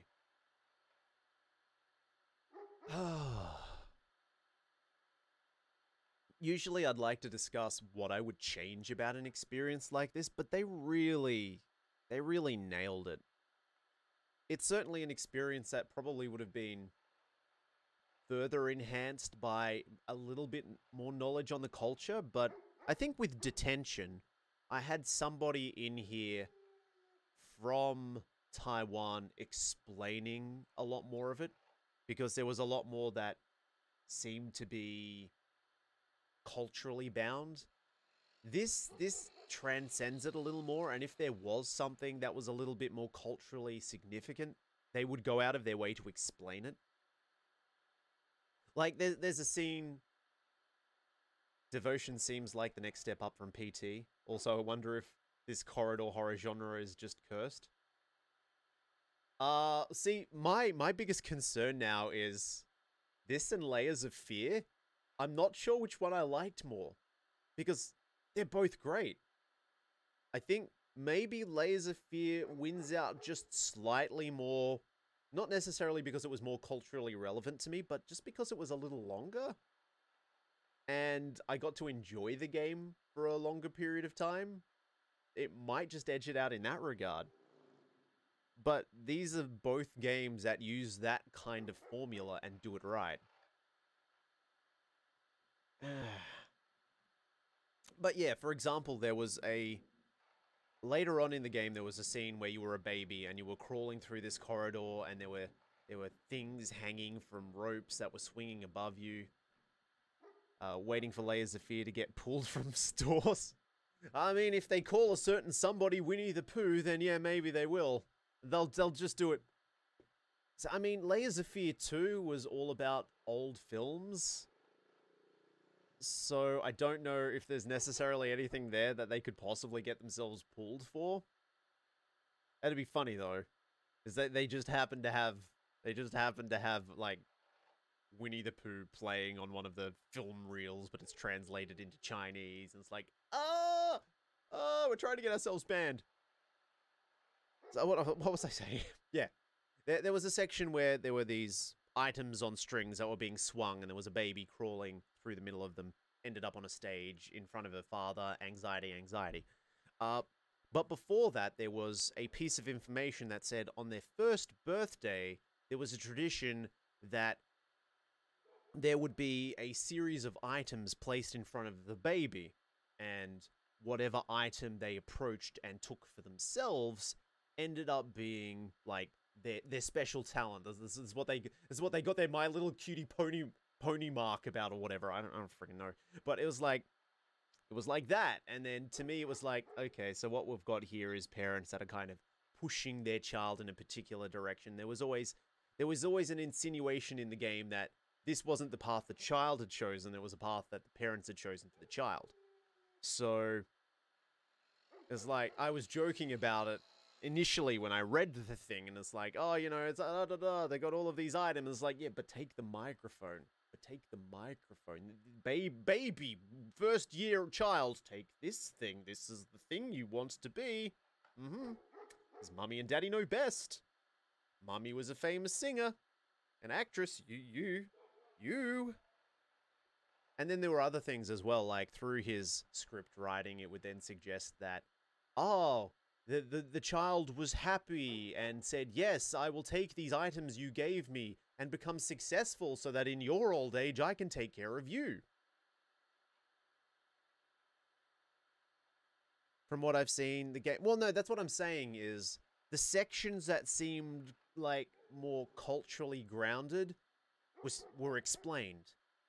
But they're until not that long ago, there was a very strong patriarchal flow through families as well. Like, when I was growing up, it was still a thing. So, in that regard, yes, that it's pretty culturally opaque. For newer gamers, maybe less so. That being said, this game was out for a month, and I don't think many people got to play it. So, yeah. It's probably a moot point at this point, but anything that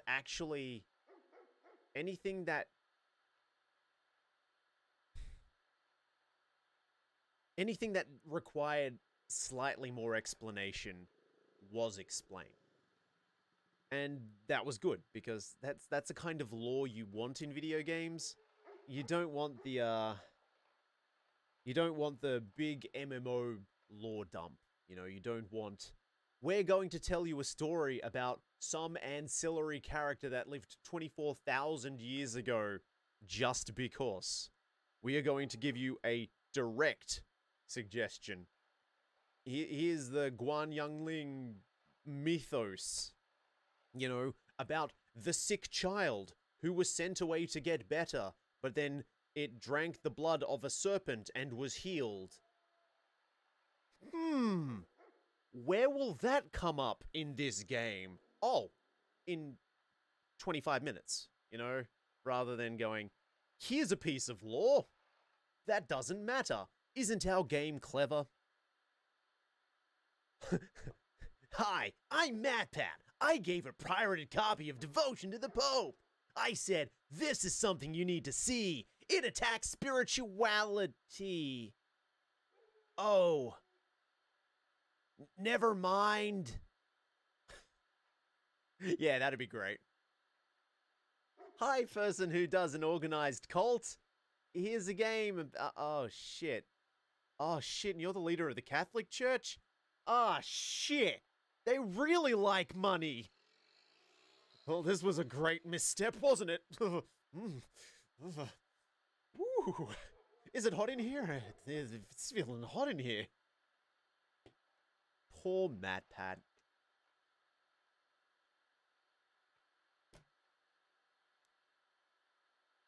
I'm also... Let's circle back and talk a little bit more about MatPat, because I think MatPat actually does have a situation where he can continue to make the content that he originally wanted to make. He just needs to get a few more shows into circulation on his channel. If he just, like, scalps a few more people to make content for him, like that Austin guy who shouts a lot, and, well, who else did he have, like Gaijin Goomba or something? If he just got a few more of those people in, so that he could go back to making a video once a fortnight or something, his content might end up being a little better. I do love one time where someone sent a fake question of, should I be worried that my son is playing a game with this skeleton? And it was Sans Undertale sent to this evangelist who totally bought into it being a gateway to damnation. Oh man, it's like those scare campaigns when they tried to stop kids from playing Dungeons and Dragons because they thought it was a gateway to Satanism. God. It's funny though. It's funny though. Should I be worried? Yes, you should be worried. Undertale's okay, but it's not like that great. It's a decent game. It's another one that I'm not sure if it's informed better had you played the Mother series. Because I suppose you can have a homage without really directly relating it to it. Even though there's suggested Easter eggs for all of those eagle-eyed gamers really paying attention. Where did my voice go? Sorry, it's hot in here. This is why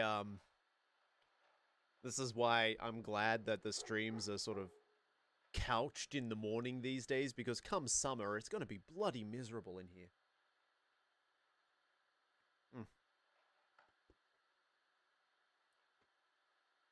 That said, it is unseasonably warm. But no, there's no reason that MatPat couldn't go back to just creating those particular things that he wanted to create. But I suppose at this point, there's also a matter of feeding the ego. If people really like the content you make, and you've entered into this sort of quasi-popularity and celebrity, it might be a little difficult to then retreat back into what actually makes you happy creating content. Because if you're satisfied with all of the attention you get, you might be less... You might have less scruples when it comes to selling out. Someone at work keeps approaching me and asking me if I would do very salacious things for a certain amount of money, and I'm like, no, my opinion hasn't changed. No. If I wanted to sell out for cash, I'd already be selling out for cash, but I'm not. It's like, I used to have a lot more money than I had now, and I was miserable. So would I? No, I don't think so. No. But that's fine. If he wants to, that's fine. I mean, he continues to, so I suppose it is fine. Also, he is beholden to the people that work for him now as well. So I suppose it would be rather selfish if you were to turn around and saying, you know what? I'm making content for me now. It's too bad all of you people I employ, we're gonna take some pay cuts so that I can be happy. That's why you never want to be a boss. You don't want to be a CEO. You might have to make Blizzard-style decisions. Wouldn't that be awful? You wouldn't be able to put Winnie the Pooh jokes in your game that gets banned after a month. I really hope that they at least covered the cost of making the game in that first month, because people did seem to react well to it. It got very favorable reviews, except for all of those bombardment of negative comments that got the game pulled in the first place.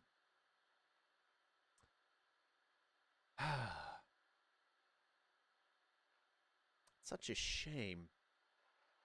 And the other thing that's worth mentioning is this was built in Unity, and it didn't run like complete crap. People can use Unity to make games that run at 60 frames a second. They can. It happens. I've seen it. I've been there. I can tell the tale of it. I mean, there were a couple of hiccups here and there, but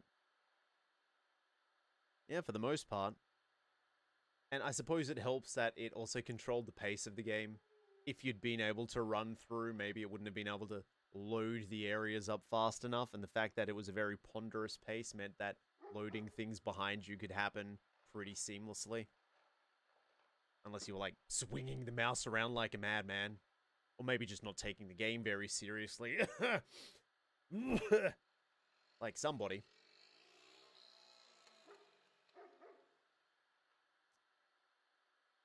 Okay, so... my favorite thing about video game CEOs is when Bobby Kotick said, I love video games. If I wanted to make money, I'd be a banker. And it just... if that's actually true, that's very, very sad for AAA games.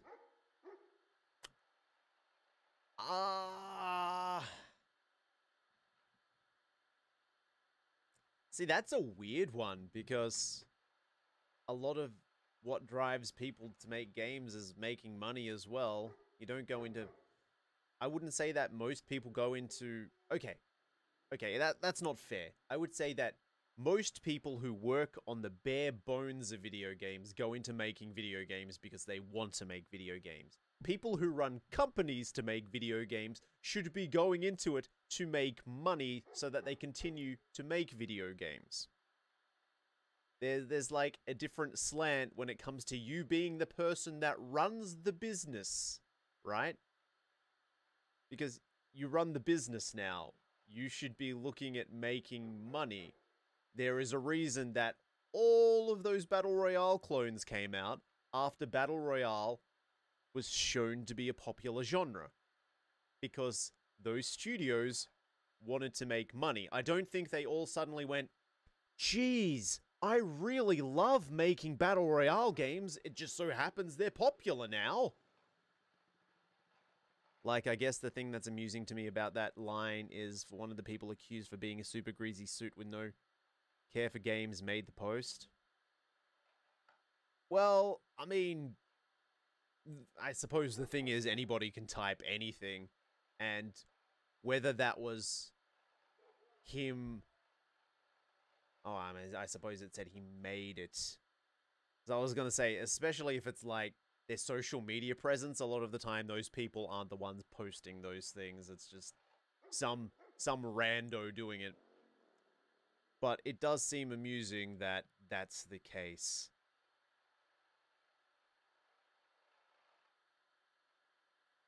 But at the same time, you may as well be transparent about it. Yeah, it's from an interview. Well, also, you probably don't want to go into an interview and say, yeah, I mean, I just went into games because I wanted to make cash. I just wanted to part all of those fools from their money. And it worked! Now I have more money, and they have less.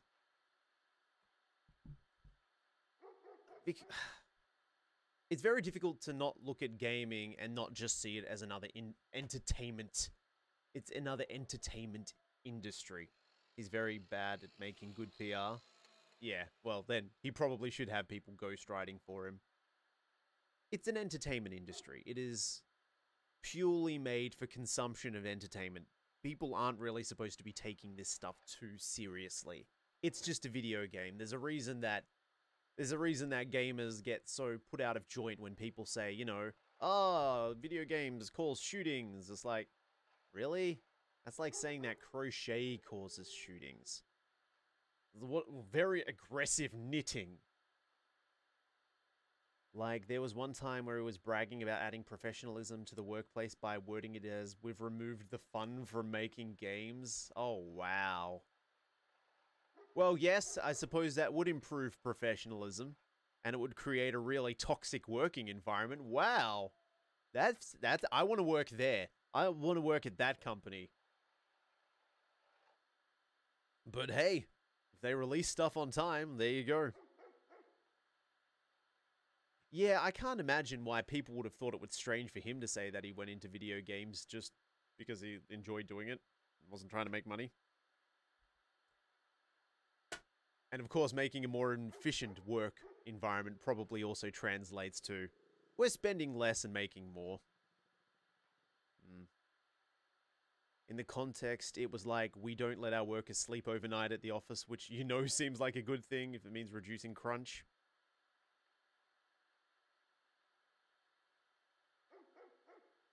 Okay, well, see, it would have been even better if it was phrased as, we don't make our workers sleep overnight during crunch.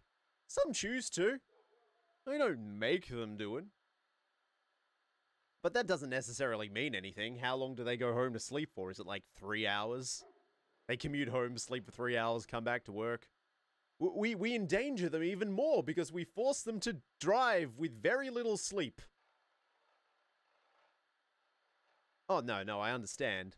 I'm just spinning it for entertainment purposes, but... Yeah, it's,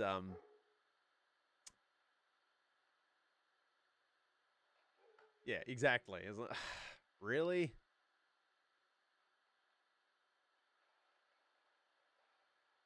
I mean, as somebody who's also had manager training, I understand that there are some decisions that need to be made that will very likely make people less happy than they were before you talk to them. You don't want to go out of your way to make somebody do something they don't want to, but at the same time, they are employees being paid for their time. Crunch time in the gaming industry is something that's extremely... It doesn't really happen in many places. It's very specific. It's very specific, and I mean, there is like seasonal pickup in some professions. You will do more work in retail during Christmas time. But at the same time, if you're a full-time employee, which, once again, most people working in the gaming industry are contractors, so, once again, it doesn't really work for them either, but you generally have to pay your full-time employees to be there all year round. So, sometimes it gets busier, you have to do more work, that's okay, there'll be a quiet time as well. gaming industry sounds like one of the worst places to have to work, especially if you're in a large studio, because you've got crunch time, it comes, you finish it up, everybody celebrates, you then get retrenched. I remember a Bethesda dev I know presenting at GDC demanding crunch as like, damning crunch is like crunch is a last resort that you use if you fuck up. Or, here's a more realistic view on it. Crunch time is something that happens because it is very difficult to know exactly how much time you're going to need to make a product. Especially something as complicated as a video game. All you need is for one thing to go wrong, and that blows your estimate out of the water. All you have to do is look at construction. What happens if it rains for 2 weeks straight? Yeah, exactly. Crunch time is not a last resort. It's something that's going to happen. And it's going to happen all the time. Because it is impossible to know. You can make as many calculations and... Well, I suppose the other thing is... we're probably also looking at the triangle of quality. And the thing about it is they want it to be good, cost little, and be quick. So when you come down to crunch time, unless you're willing to spend the extra money, it's, people are just going to have to work longer because you're not willing to put any more cash towards it. So you do end up getting it quick and good, but then you have a lot of miserable people afterwards because they're not getting paid for their overtime. It's once again, this really proves that you need to have a passion when you go into making video games, because there's no way a normal person would want to do that at all. You'd have to be passionate if you're willing to put yourself out like that, go through torturous weeks of 18-hour work days, 7 days a week, so that you can put this product out. You really would have to love it. It's kind of like saying, gee, you really have to love animals if you want to become a vet because you're going to spend all day killing them, right? It's the same thing. You have to really love video games because you're going to be spending a lot of time, 1, unemployed, and then 2, working like you're going to die. Ugh. They should be the ones getting anxiety. I'm trying to bring it back to devotion. So, once again, it seems like a wonderful industry. Well, I mean, then all you have to do is look at game jams, right? Hey, game jams, you know what we'll do for fun as people who create video games? Have to create a video game really, really fast and work on it all day. But man, I sure do hate crunch time. That sure does suck. What am I going to do on my leisure time? Oh, no, a game jam. That should be relaxing. I suppose it's relaxing in the sense that they have creative freedom, except that they're given a mechanic or a topic that they have to work around. But that's probably just to increase creativity rather than giving them choice paralysis. Because choice paralysis really does hinder the creative process. A jam for one day versus a crunch time for a few months seems like a different beast. Yeah, I know. And it's something that people do all the time, you know. It's like someone who spends all of their time gardening and is like, oh man, what am I going to do on my off time? Ugh, I guess I'll tend to my garden. Obviously, they're compelled to do it because they wanted to do things like that in the first place, and it's what they enjoy. You don't go into creating stuff like that if you don't enjoy it. I did programming for a few years, and I absolutely hated it. So I was like, you know what? I'm okay not making games. I'm okay not making games. This is an awful thing to do with my time. I think I'd prefer to maybe play them instead and see if there's a way that I can make that entertaining instead. By probably saying instead in a sentence twice. Because that's really, really classy. Not annoying at all. And not something I lambaste people for doing in type.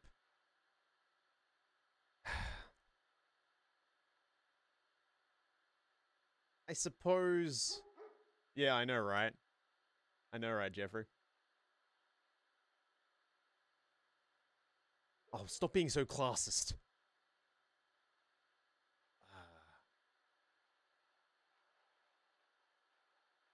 I had something. I had something. It just left. It left because Jeffrey came in. What was I going to say? It's one of the nicer things about the indie scene in gaming. Sure, it's very difficult to do quality control. It's hard to know what's going to be good and what's not going to be good. It's sometimes difficult to trust reviews on them. But at the same time, there's just this larger degree of freedom when you don't have to be beholden to the publisher or to stockholders or to all of the employees. Maybe this is a one-off. Maybe you'll never make another game again. Maybe you're tired of people saying that your weird Christian game has scary mascots, so you lash out and then create a series that's made you millions of dollars. It's so volatile and interesting, and it's where you can really see just gems come out of the rough. But sometimes it's difficult to pan through all of them. And I certainly didn't cherry pick this game after having played 2 honestly awful horror games. That didn't happen at all.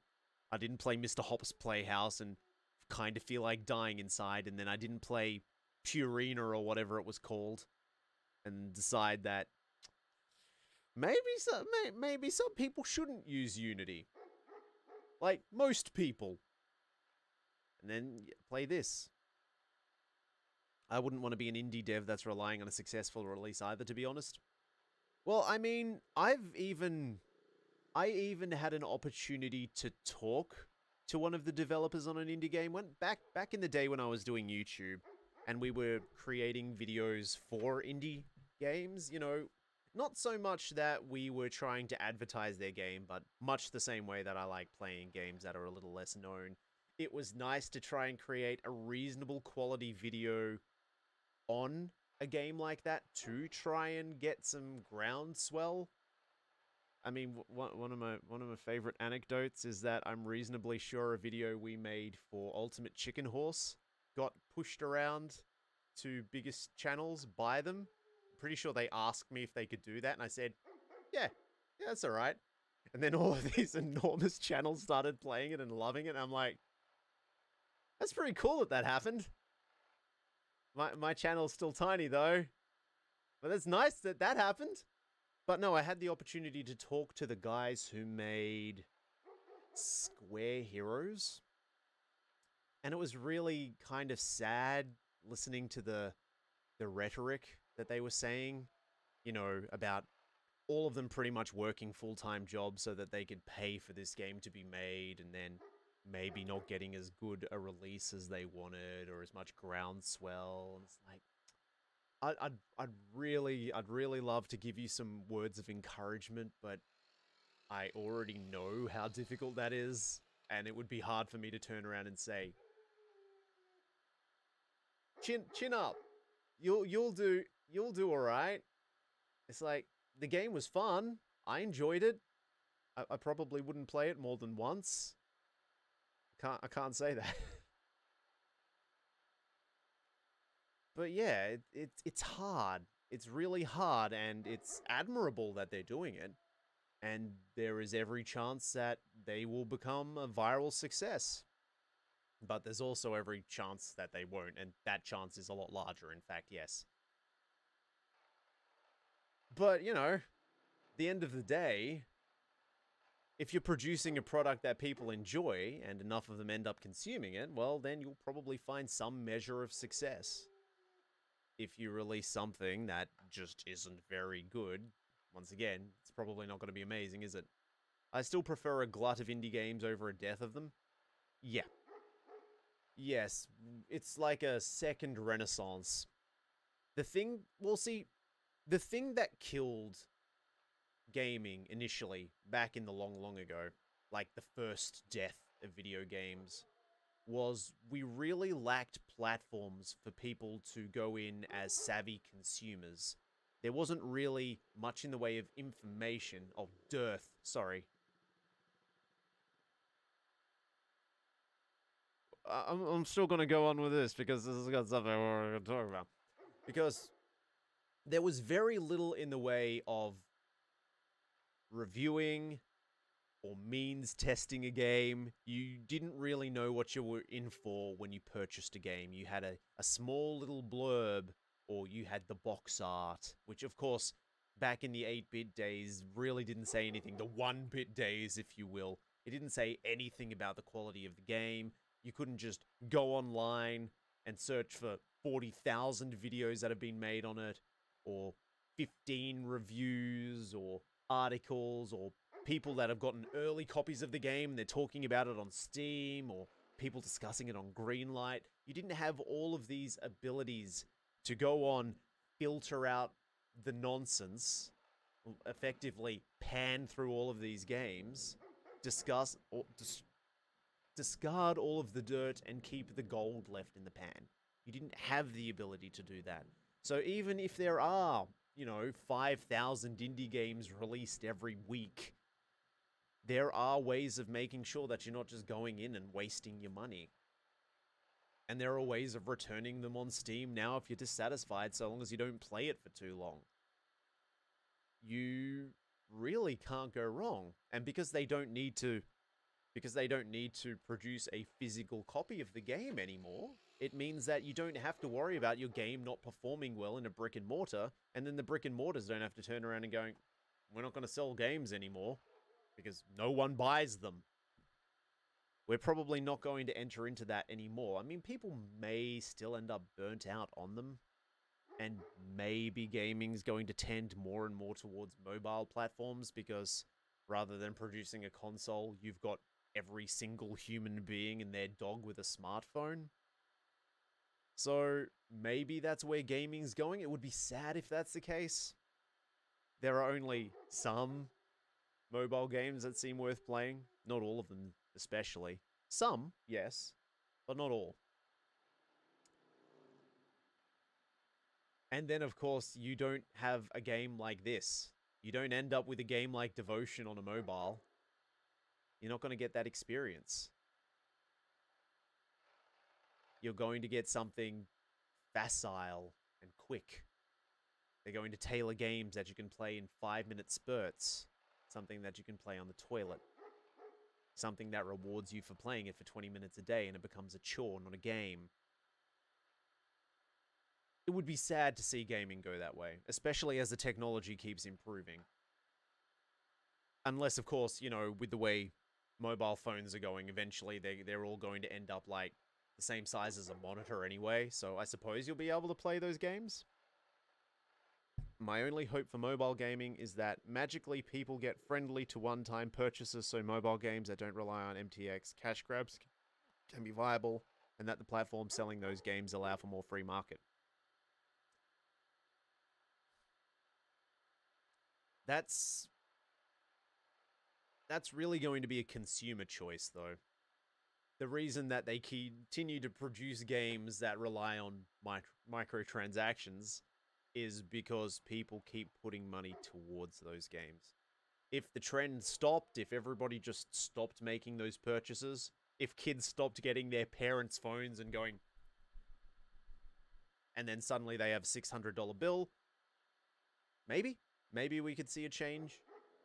But I mean, personally, from what I've found buying games on the phone, any game that I buy on there, like directly, that doesn't rely on transactions, it isn't supported or isn't developed well, it isn't meaty enough to keep my interest. But then again, I like games like this that you stop and think about. Ever played Ridiculous Fishing: A Tale of Redemption? I've heard of it. Like, there was a spike in interest when it came out, but I didn't end up playing it. I think because it wasn't on a platform that I wanted to play it on. I think. I'm not sure. It sounds familiar. It's one of the 2 mobile games I have that I appreciate, the other one being Monument Valley. Well, as I said, there's a different, design element that goes into mobile gaming because they want you to consume it, in bite-sized portions. They don't want you to sit down and play the game for 16 hours straight. But when I sit down to play a game, I want to sit down and play a game for 16 hours straight. Because I don't have a short attention span when it comes to that. And I mean, that's just it. It really comes down to the way you consume, I suppose. I don't like to sit down and just go, I'm just going to have one biscuit today. Just one biscuit. That's all I need. I'm going to sit down and go, well, I bought this bag of biscuits. Guess I'm eating the whole bag. Why not? If I want another bag, I'll just buy another bag of biscuits.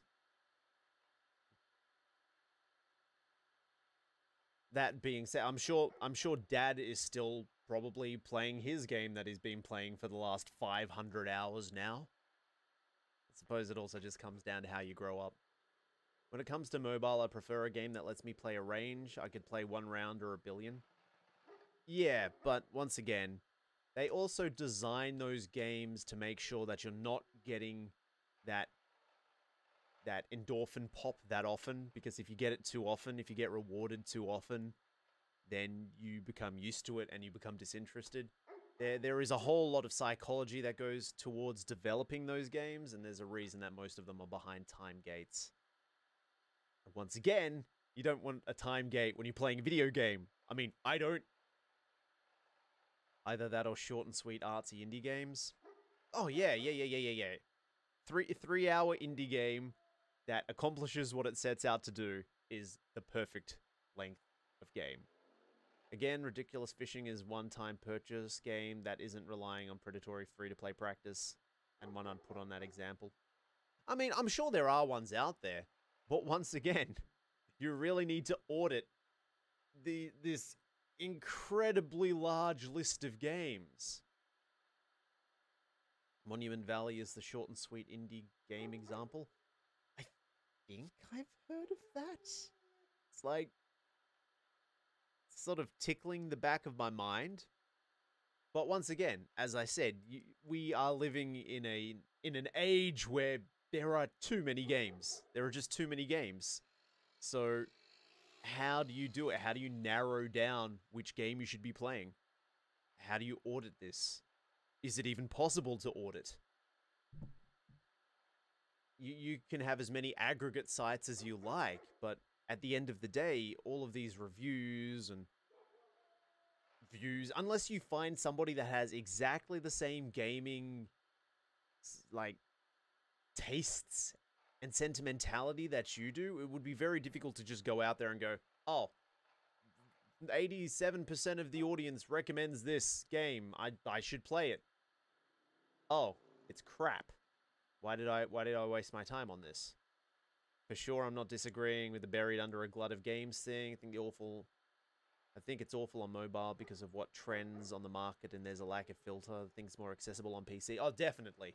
Like, if I was to open up the phone and go to the Galaxy store, I'm sure there would just be page after page after page of waifu gacha games. And like, which of these waifu gacha games do you want? Do you want Grand Blue, or do you want Brave Story? I don't know, Brave Story 1. Or do you want Fate Grand Order, or do you want Sword Art Online? I don't know. I don't want any of... Just go away. Go away. I already have my one waifu gacha game. That's enough. That's enough. I'm not made of money. I want my Star Trek timelines. I want my nostalgia gacha game. Where it's not pretty ladies, it's really ugly aliens. And spaceships. More spaceships, please. I need more pieces of my Borg Sphere 868. How else will I dominate the arena? Oh wait, no, I don't play direct PvP. Say what we will about Steam, at least it's trying to give you some search engine capabilities, and there's a lot of small YouTube, Twitter, whatever, that can ping people about smaller indie titles on PC. Well, the other thing I also use is, it's amazing how you can use the resources of other YouTubers, or YouTubers in general, to help pick games to play, especially indie games, because they have a lot of people working on the back end to make sure that they're playing games that are worth playing. So, in that regard, you can use YouTube as a resource, not for people necessarily reviewing games, but for people playing games. And that's really handy too. I mean, yes, you can go onto Steam and filter things out, but even then, there's a lot of reading, and sometimes, I mean, really, you can't judge a book by its cover. There could be a completely hideous game that ends up being really thought-provoking and interesting. Or you can go onto Steam and type in Devotion and then see that the soundtrack's there, but for some reason the game isn't. That's weird, right? That's really weird. I wonder why that happened. I should go to the 100 Acre Woods and ask. Oh, bother. I'm the leader of China. Oh, bother. And with that amount of padding, I think I really need to get ready for work. I have to leave in 10 minutes. I still need to feed the ferrets. I need to brush. I need to change. Yeah, okay. I don't know what I'm playing tomorrow. I'm probably going back onto itch.io and playing something really garbage. But it is still the spook season, so I suppose I need to keep spooking myself. Thank you for watching. Hope you, well, I mean, didn't see much game, but play Freebird. If I leave here tomorrow, will you still remember me?